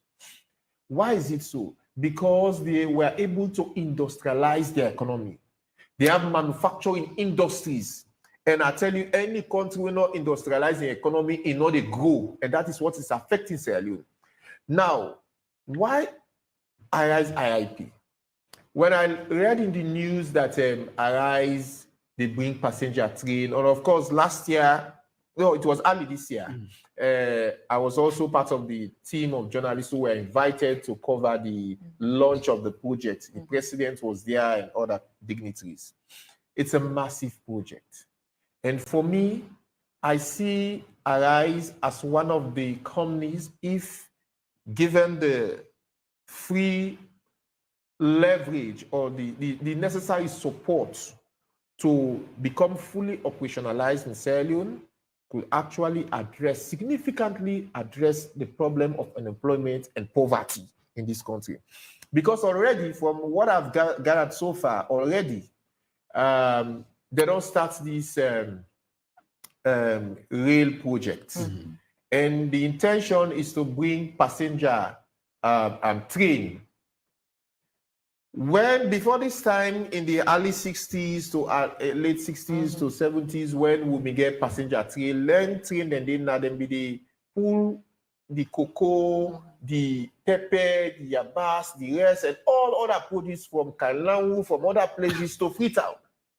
Now, Shaka Stevens was the one who destroyed the railway.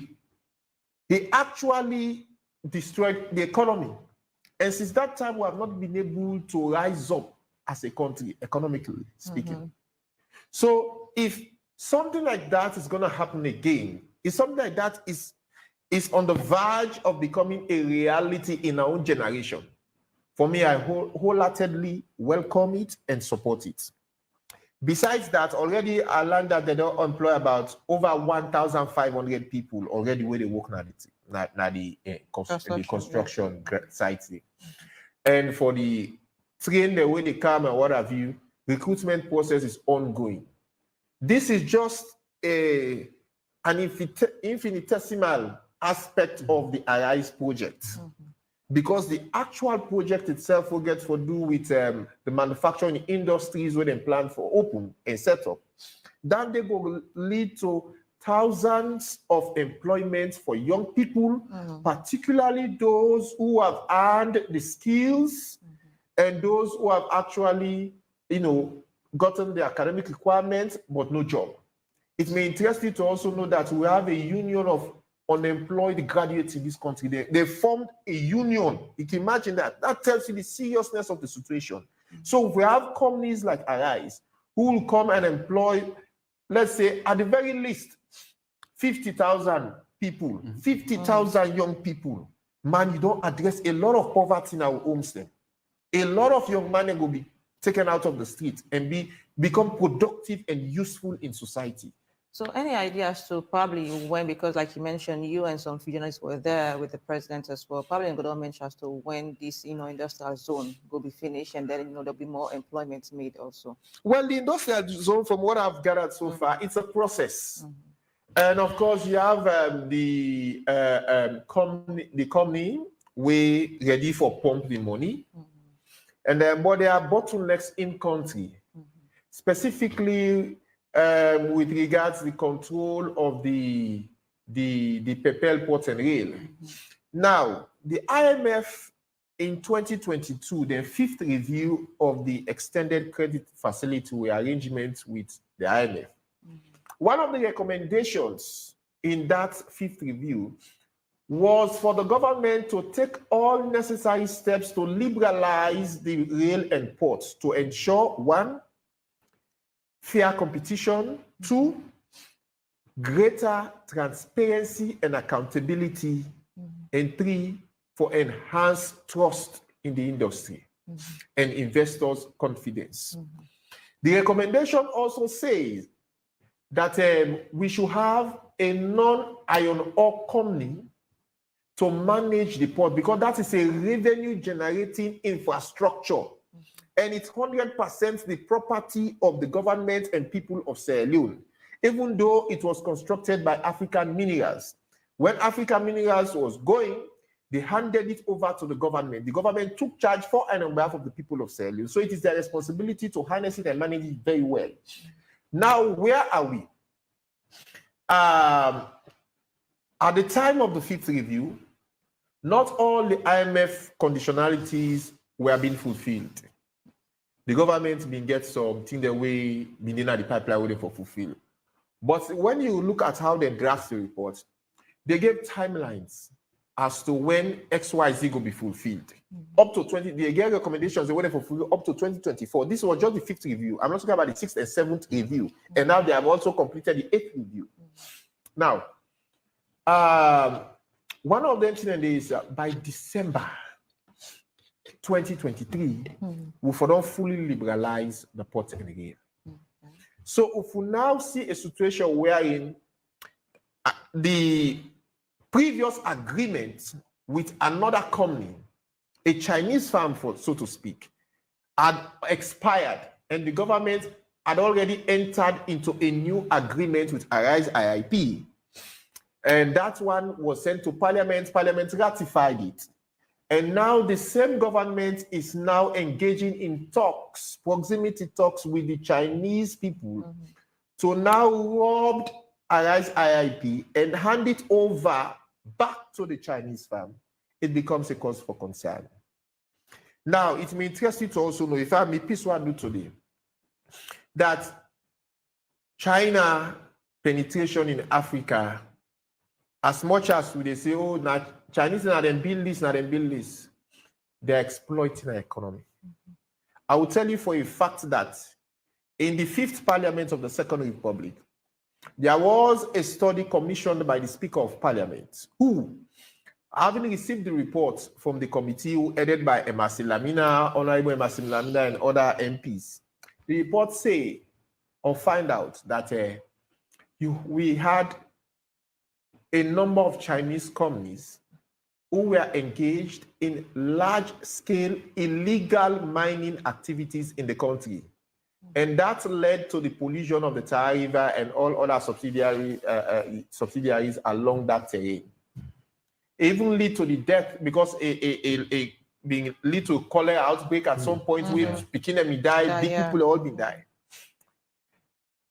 Now, this is not the first time. Even when you look at most of the fishing vessels that are engaged in illegal, unregulated, or unreported fishing activities in our territorial waters, most of those ones who have been caught are Chinese vessels. So the question is, China corruption attracts the death penalty. The could I be? They don't practice corruption at the country. But when they come to Africa, they indulge in corrupt activities in connivance with our own people in this country. And that needs to stop. Okay, let me bring in Marcus, now the conversation.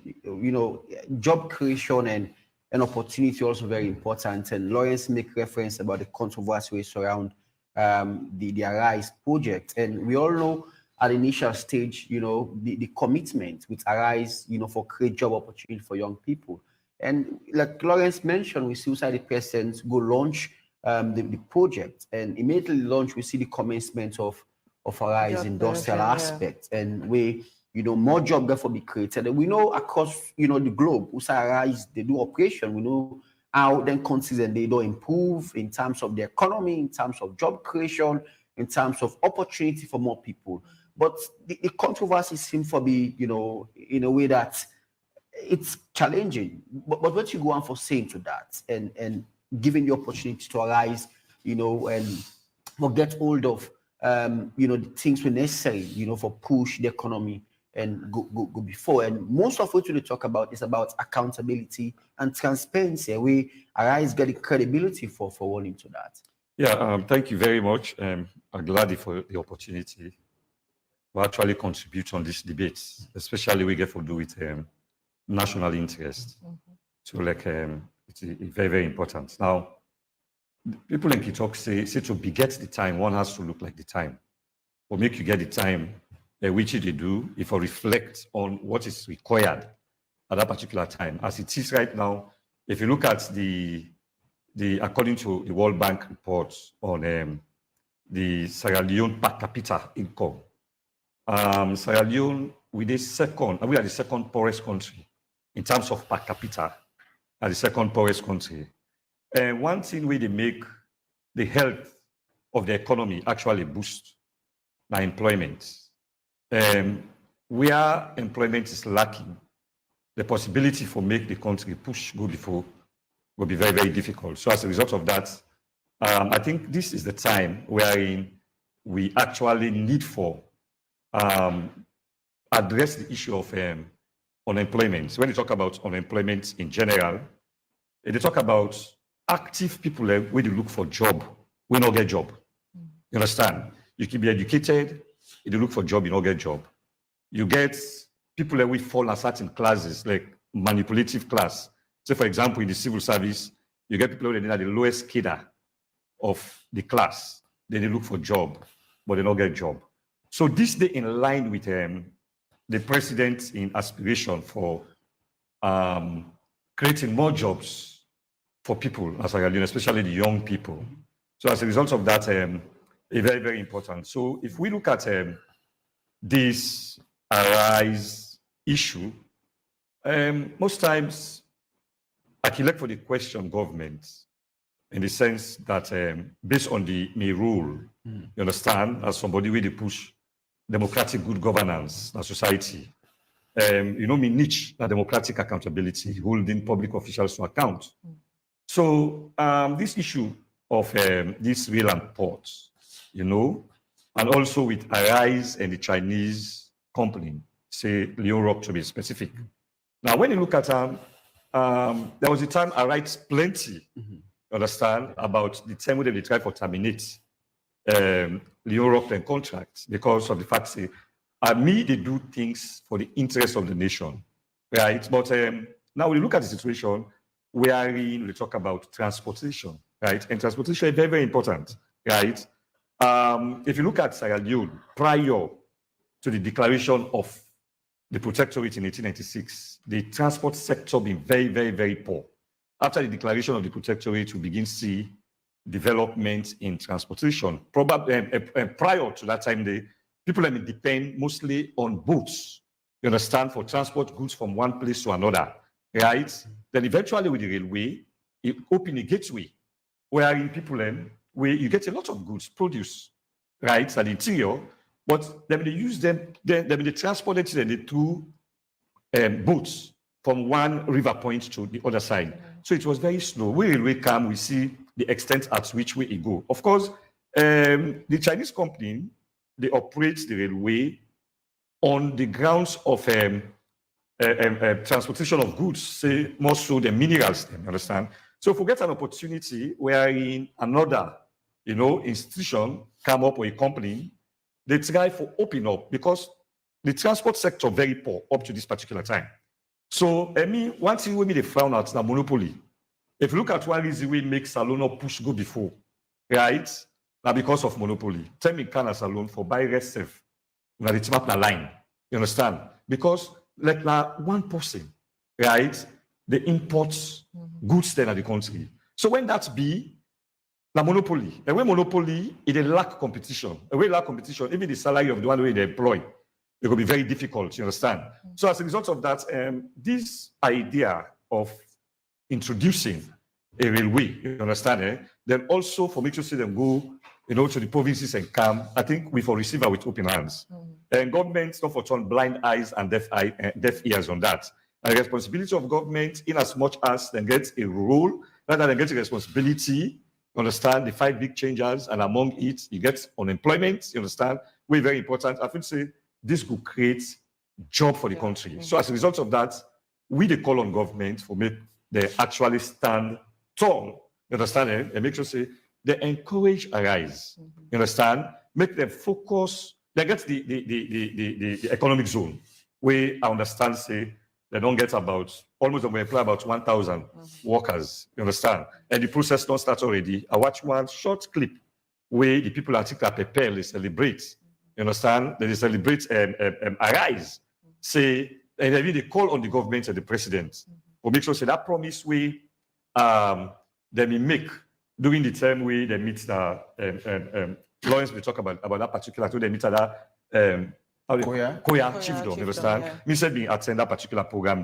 they want for see and come into reality. You understand? So as a result of that, governments not for play double role. You understand? If you don't come, there was a time where Europe, right, being gets a contract with government and there was an issue. We felt out. I support them strongly on that particular thing. They threw out, you understand?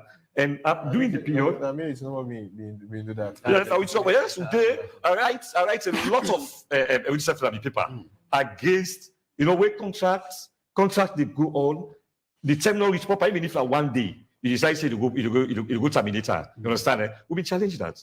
So, but it's a different thing, you understand? And we don't go like when we reflect back, this country they don't retrogress because of funny things. Them, you understand? We're just one company, they take over a responsibility, you understand, of everything. It lack competition, a lot of things that will happen.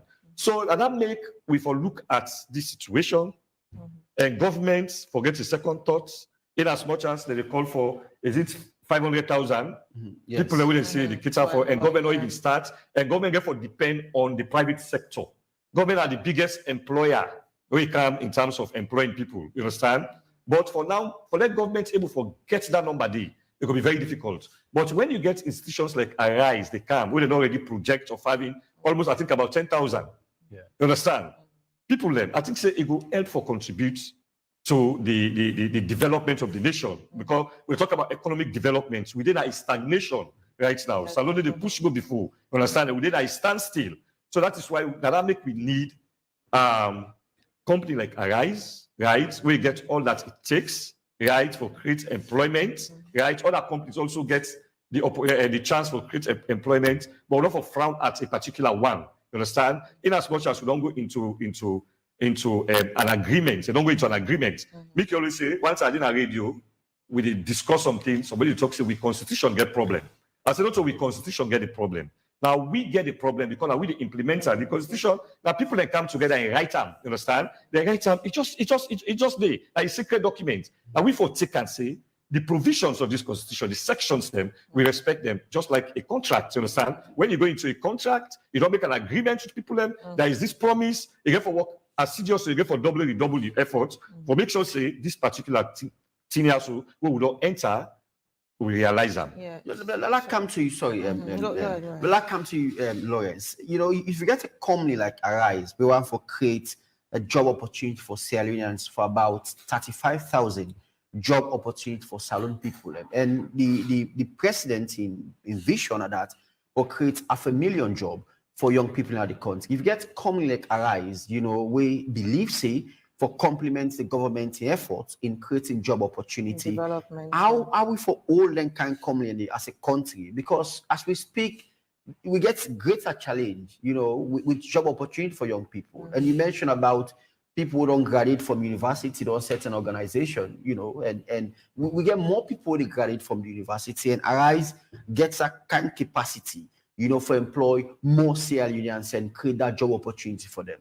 Now, before I actually come to your question, it's rather, should I say, unfortunate that we not get somebody with a differing opinion on this panel. I would have loved to actually, you know, sit with, or should I say, we would have loved to have somebody with a differing opinion, probably from the government side or from Kingo's side, or whatever, so that people are not, so that this does not appear as if we are doing a PR. Yeah. But something I want to point out, Marcos said it. When the government had an existing contract with Kingo, and at that time the contract not being expired, and the government had wanted to terminate that contract, I think we were very few we stood up against that and said, no, enough for me. You have to wait until the very last minute of the contract expires before you can move on to sign another contract with another company. So that one has been established. But what's not the most painful thing before they come to a question? The contract Kingo had with government, Kingo was paying $1.2 million annually to government for controlling the ports and the rail and everything. Now you have other companies that are operating within that corridor. The CTC mining company, the Marapa mines, and others. Today I was reading that CTC alone paid about $1.7 million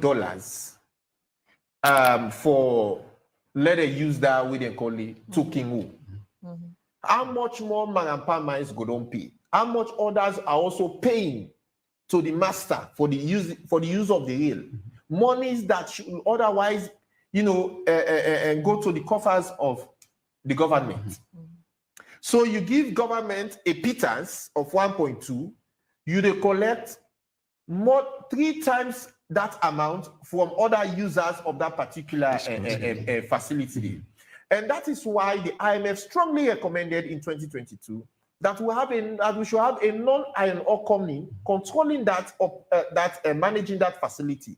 So that, one, you're able to determine actually almost the value of the exports, the minerals they would export. Because right now, there are assumptions that they are under declarations by some of these companies. So they go with 30 million tons. And they can't talk saying that 5 or 10 million tons. Secondly, we don't have, because I've been doing some investigations currently, we don't have, they call it separation machine. That's what the experts call them. Women to you say separation machine. Because there is this assumption that not all no more than at that place outside the mine iron ore. There are other minerals, but if you see that they all dirty because we don't get separation machine where you separate this mineral from this, from that, so they can all the dirty go China. They go do the separation or what have you. If Kingo were serious enough, they would have established a manufacturing industry here, wherein from the ore where they mine, rubble for manufacture zinc, rubble for manufacture iron rod, build the material, so to speak, nail, or the other thing there. So it becomes cheaper in the market, the local market. And that the for even boost we export. That is what we talk about value addition to products. In Ghana is now industrializing the economy. In fact, they have gone far ahead of us. Let me not even mention Kenya. Let me not even mention Uganda and other countries in the region. Now make them better pass we. If you look at the GDP, he mentioned about our GDP per capita. Our GDP is about $4.something billion. Per capita income is about $400 and something dollars, which means but some man don't understand the figure out. But I just want to put that into perspective so that people get to understand the severity of what we are talking about. Now, when they say GDP now almost the production, the output, all the goods and services they all they produce in our country, everything we call now the GDP, the value of that. Now the per capita income is the GDP divided by the population. So for example, you get plenty of people that want to work. Of course, we don't say unemployment in Salone. So when they divide the per capita income, they say each person for the one whole year now $400 and something. Now you're entitled for it. 472 for now. $400 and something. So imagine you go live on that for the whole year. Imagine how that's much. Now to the employment aspect. But if me, as an individual, as a Sierra Leonean, any company so far where they can industrialize the economy, they give me full support because I know what it means and what the changes it will bring to this economy. Secondly, because Arise IIP, they have a local partner who is a Sierra Leonean. We should stand behind Sierra Leoneans. That is what is happening in Nigeria. When this man will get this cement coming, Dangote started producing cement. They banned the importation of cement in Nigeria. Everybody buy Dangote. Dangote became a rich man. Today, the Nigerians giving back to society. When Gento wanted to started his company, many people go put one on Escoma and say, hey, now this, now that, not get capacity or what have you. And Escoma said, local content policy. Partner with a foreign firm. And let's give them the contract. Today, Gento, when Fadika died, now Gento now the next Fadika currently. So if we not support we own Sierra Leonean businesses, instead we favor foreigners them, it tell on we. And I want to advise President you, because from my observation, and looking at the man in structure, everything, it seems as if the cares of leadership not the pain him. It appears as if the man not the leader at all. He just take one thing and they tell him. President Bio get for be the guy that is command. And there came a time I saw one and Escomago deliver a speech. And they deliver the speech, and that's why they cross line. So if President Bio na post way they read and they read well. That mistake first way make na parliament. But that electricity way they call. You see incessant shock if they read, enough go make that mistake there. So if that the time don't come when incessant need for the reads, you don't wake na net. Read documents and what have you. Don't wait or act upon what you are being told. Read and find out for yourself as president. Yeah. So of course you don't mention our guys not to just try for focus on just that of the rail and ports, but try for focus on other areas. The textile industry, for example, this is not just about not pull our guys out of the picture. The industry, the industry. No, this is something where very serious. It pertinent to my heart, right?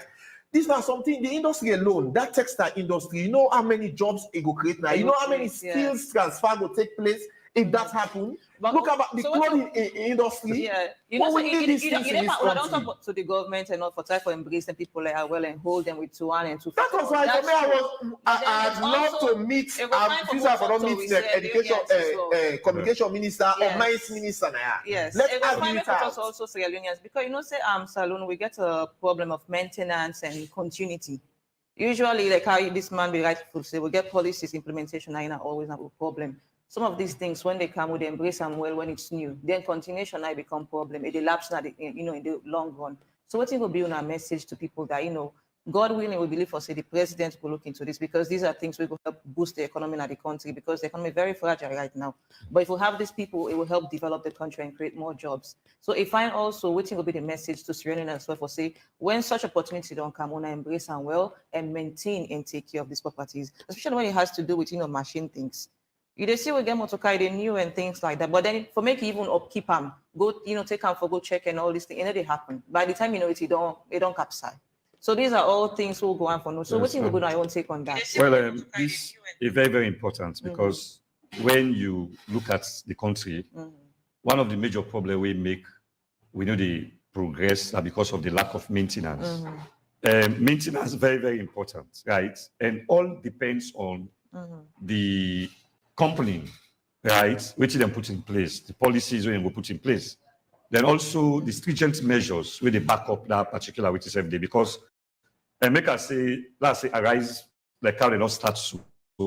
I believe say lots of people they appreciate them, right? And plus they kind of also they talk. No, because not all man know, you understand? But with that kind of discussions there, so they help other people for make them know, you understand? So as a result of that, a matter of making sure that we responsibility. Everybody forgets a responsibility. You understand? Eh? We get to what they call responsibility and accountability. Now, two different things, right? When you talk about responsibility, now we then give a duty. You understand? Eh? So this, I'm responsible for this. Accountability, where anything happen, right? Anything happen during the process, therefore hold you to account.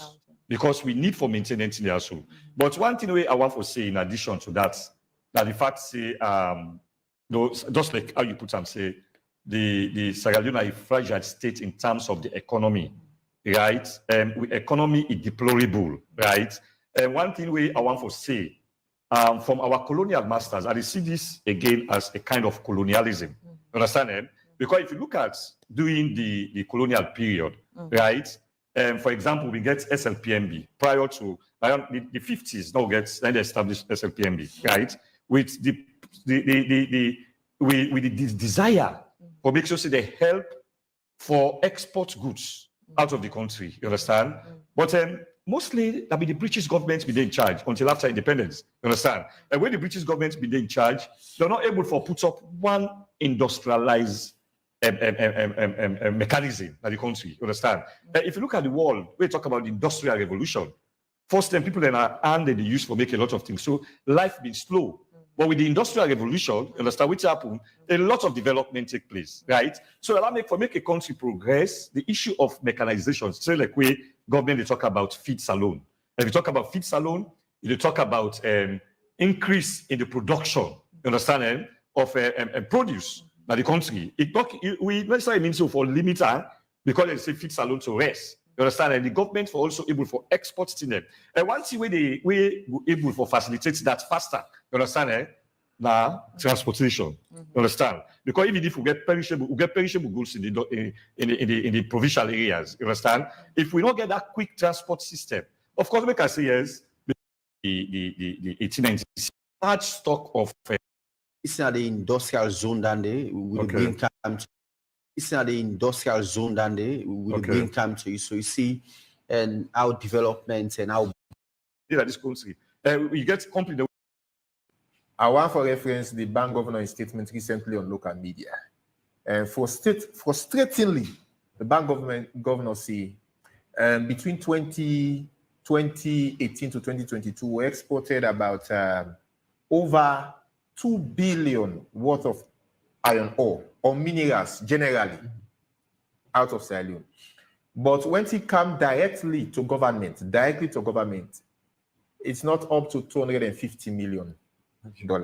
Imagine 2 billion, over more than 2 billion exports less than $300 million go to government. That's one a shame.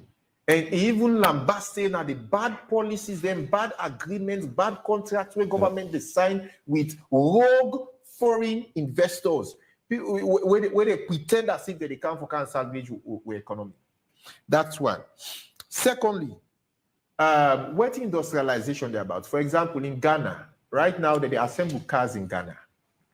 Any motor we don't take past 10 years. They go buy them motor where they pull smoke, they vomit smoke. Now you can't go inside Ghana. Imagine they assemble cars in Ghana, they couple up what they call skills. Then the electronic industry is booming right now. I'm telling you, despite there is economic hardship in that country, despite the fact that they even approach IMF for bailout and the governments don't misuse that bailout money, they almost $3 billion or so.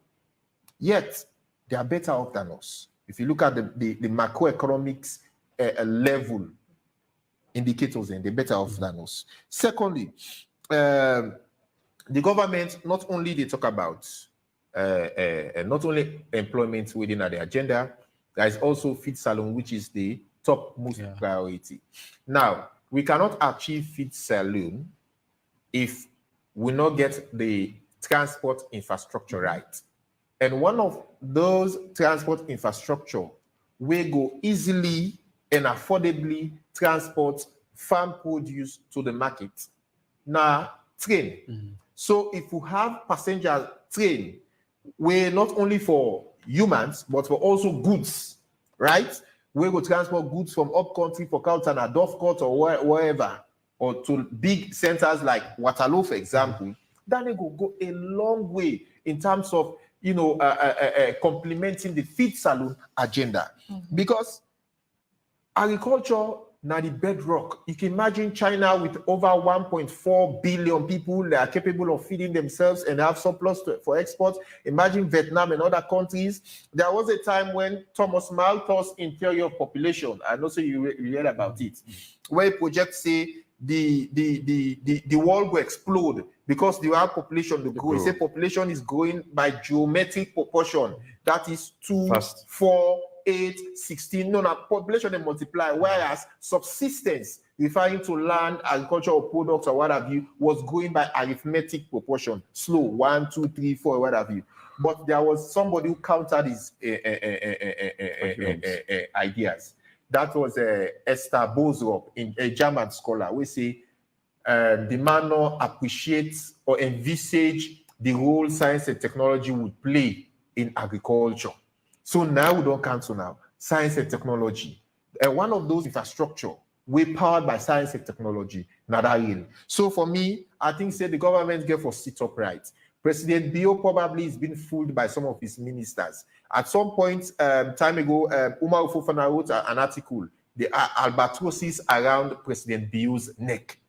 Then I think say President Bio get for choosing advisors well. That's why I said the cares of leadership not the way on him. Because if it does, you go see how he will tell on his physical appearance, the outlook, and everything. The man need for the read and research on his own. He needs to have that time or have some independent researchers who will feed you with correct information. But don't rely on what you have been told or what your ministers are telling you. It is wrong. Okay. So as we close, Marcus, what thing will be your parting shot? The government, I want to call on the government again, say, make them closely look at the situation as it is. And for make them go able to survive, with their ambitions, like Feed Salone, creating employment and all that, then for make sure say they encourage a company we get the desire, you understand, for create some amount of development in the country. So that's very, very important. Then also, any country will not get reliable transportation system, right? It will affect the health of the economy. And will affect the health of the economy is very, very serious. Now that makes it very important that even in way this railway business them introduce them, right? Just around the 1896, then period and from 1893. Now just because of the fact, say, with railway, right, you're able to come with large stock of goods, produce, right? Because a lot of problems been there. Now, if you look at the country right now, I know. Now, only when you talk and make you see the industrial zone down there, with the green come to you. So you see and how development and how big the place be and waiting, we expect for the day. It's a big place and several, companies there moving for produce different things then. And from that point, say about over 35,000 jobs therefore be created for young people in Salone. Imagine you create 35,000 jobs for young people, and obviously then therefore take all sides across the country, and with that it's very important. So, and like you see now the view of Arise them the industrial zone and Akoya, and now you see so you see how committed and transparent and accountability Arise be. And see, since they make the commitments, since they come to Salone, then start some project immediately. So you find out and see what's in there. And this they actually tell you for say, if they're actually being held, with open arms and things like that, when there's supposed to developments actually they take place and go expand and willing for expand more and create more, more jobs for people and also you don't like yes, sir. So as a result of that, as I been talk about this colonial period, wherein the transport system is so deplorable, right? So they come up with the idea of the railway, right? Because this aspect of Arise, the railway business, right, is not only limited, you understand, to mining materials, you understand, it go beyond that because it helps to facilitate transportation. Now the country, you understand, I think it will be helpful when you look at the number of accidents and all that. But one thing I want to say, we don't get a lot of companies, we never get a big company like Arise, where we focus, you understand, on, producing out of waiting that they get for produce certain things in this country as well. Because it helps the economy. Why you feel say with dollar, and the dollar gets a value than the loan. Now, if you want to go buy overseas, you need plenty loans. You understand, for just get a few dollars. So and that make we face hardship and human living cost don't become so expensive. But with this opportunity, right, I feel say Sierra Leone would head towards progress, would head towards development, and in time it will help the country. I want for the last one is make we not encourage monopoly in this country as well. We know what monopoly means. We know how, like the Lebanese, other groups of people that are foreigners away in this country because they monopolize certain things and they become so rich, we become poor. You understand? This is an opportunity, creating up to 35,000 jobs. We for receiver with open hands. You understand? Because it is good in the right direction and it is helpful for the government. And governments go able to map and brag. So during the period, you understand, we're able to encourage certain companies that we create job opportunities. So I think with Arise, as waiting they go on at the moment, you understand, I feel say it's okay. The government for actually look into the issue. Lawrence, any last thing before? Yeah, what I would say is that the president needs to sit up. People like Samoa Kamara, for example, James Sanfa Kouma, these are people who have their wits in economics. They are better off to advise government on certain crucial decisions. Or at the very least, even if they're where they call, pull them politics aside, put their partisan business aside, forget what aside is, call them, when you take on this. You remember when government, the last administration, sell in shares na sell time? That one had a telling impact on the economy. Today, Arise IIP is offering government a shares in the industrial zone. Can you imagine that? Which company? This is because the local partner we have in Salone impressed it on them that our government should have shares in this company. That's a very laudable move. So for me, I think President Bio need for opening a hand wide in terms of consultations and making sure that he do the right thing for the benefit of the people of this country. Low left. Chinese have exploited us for far too long. It's high time we put a stop to it. Hello, Six Union interest. Okay, Lawrence Williams, and thank you very much, and Marcus Bangura, gentlemen, and I thank you very much for being part of the show. Now, conversation will for continue because it's important for let we able for set the stage and for let government, see how they can able for rectify the issue, and because the important job creation.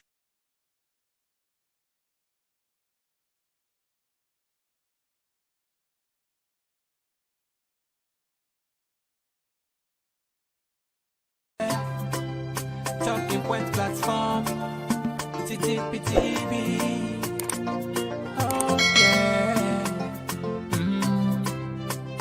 Unale we pledge with love and loyalty to we sweet, sweet mama Salone. Now we all come together as one. For tomorrow, now we go make Salone.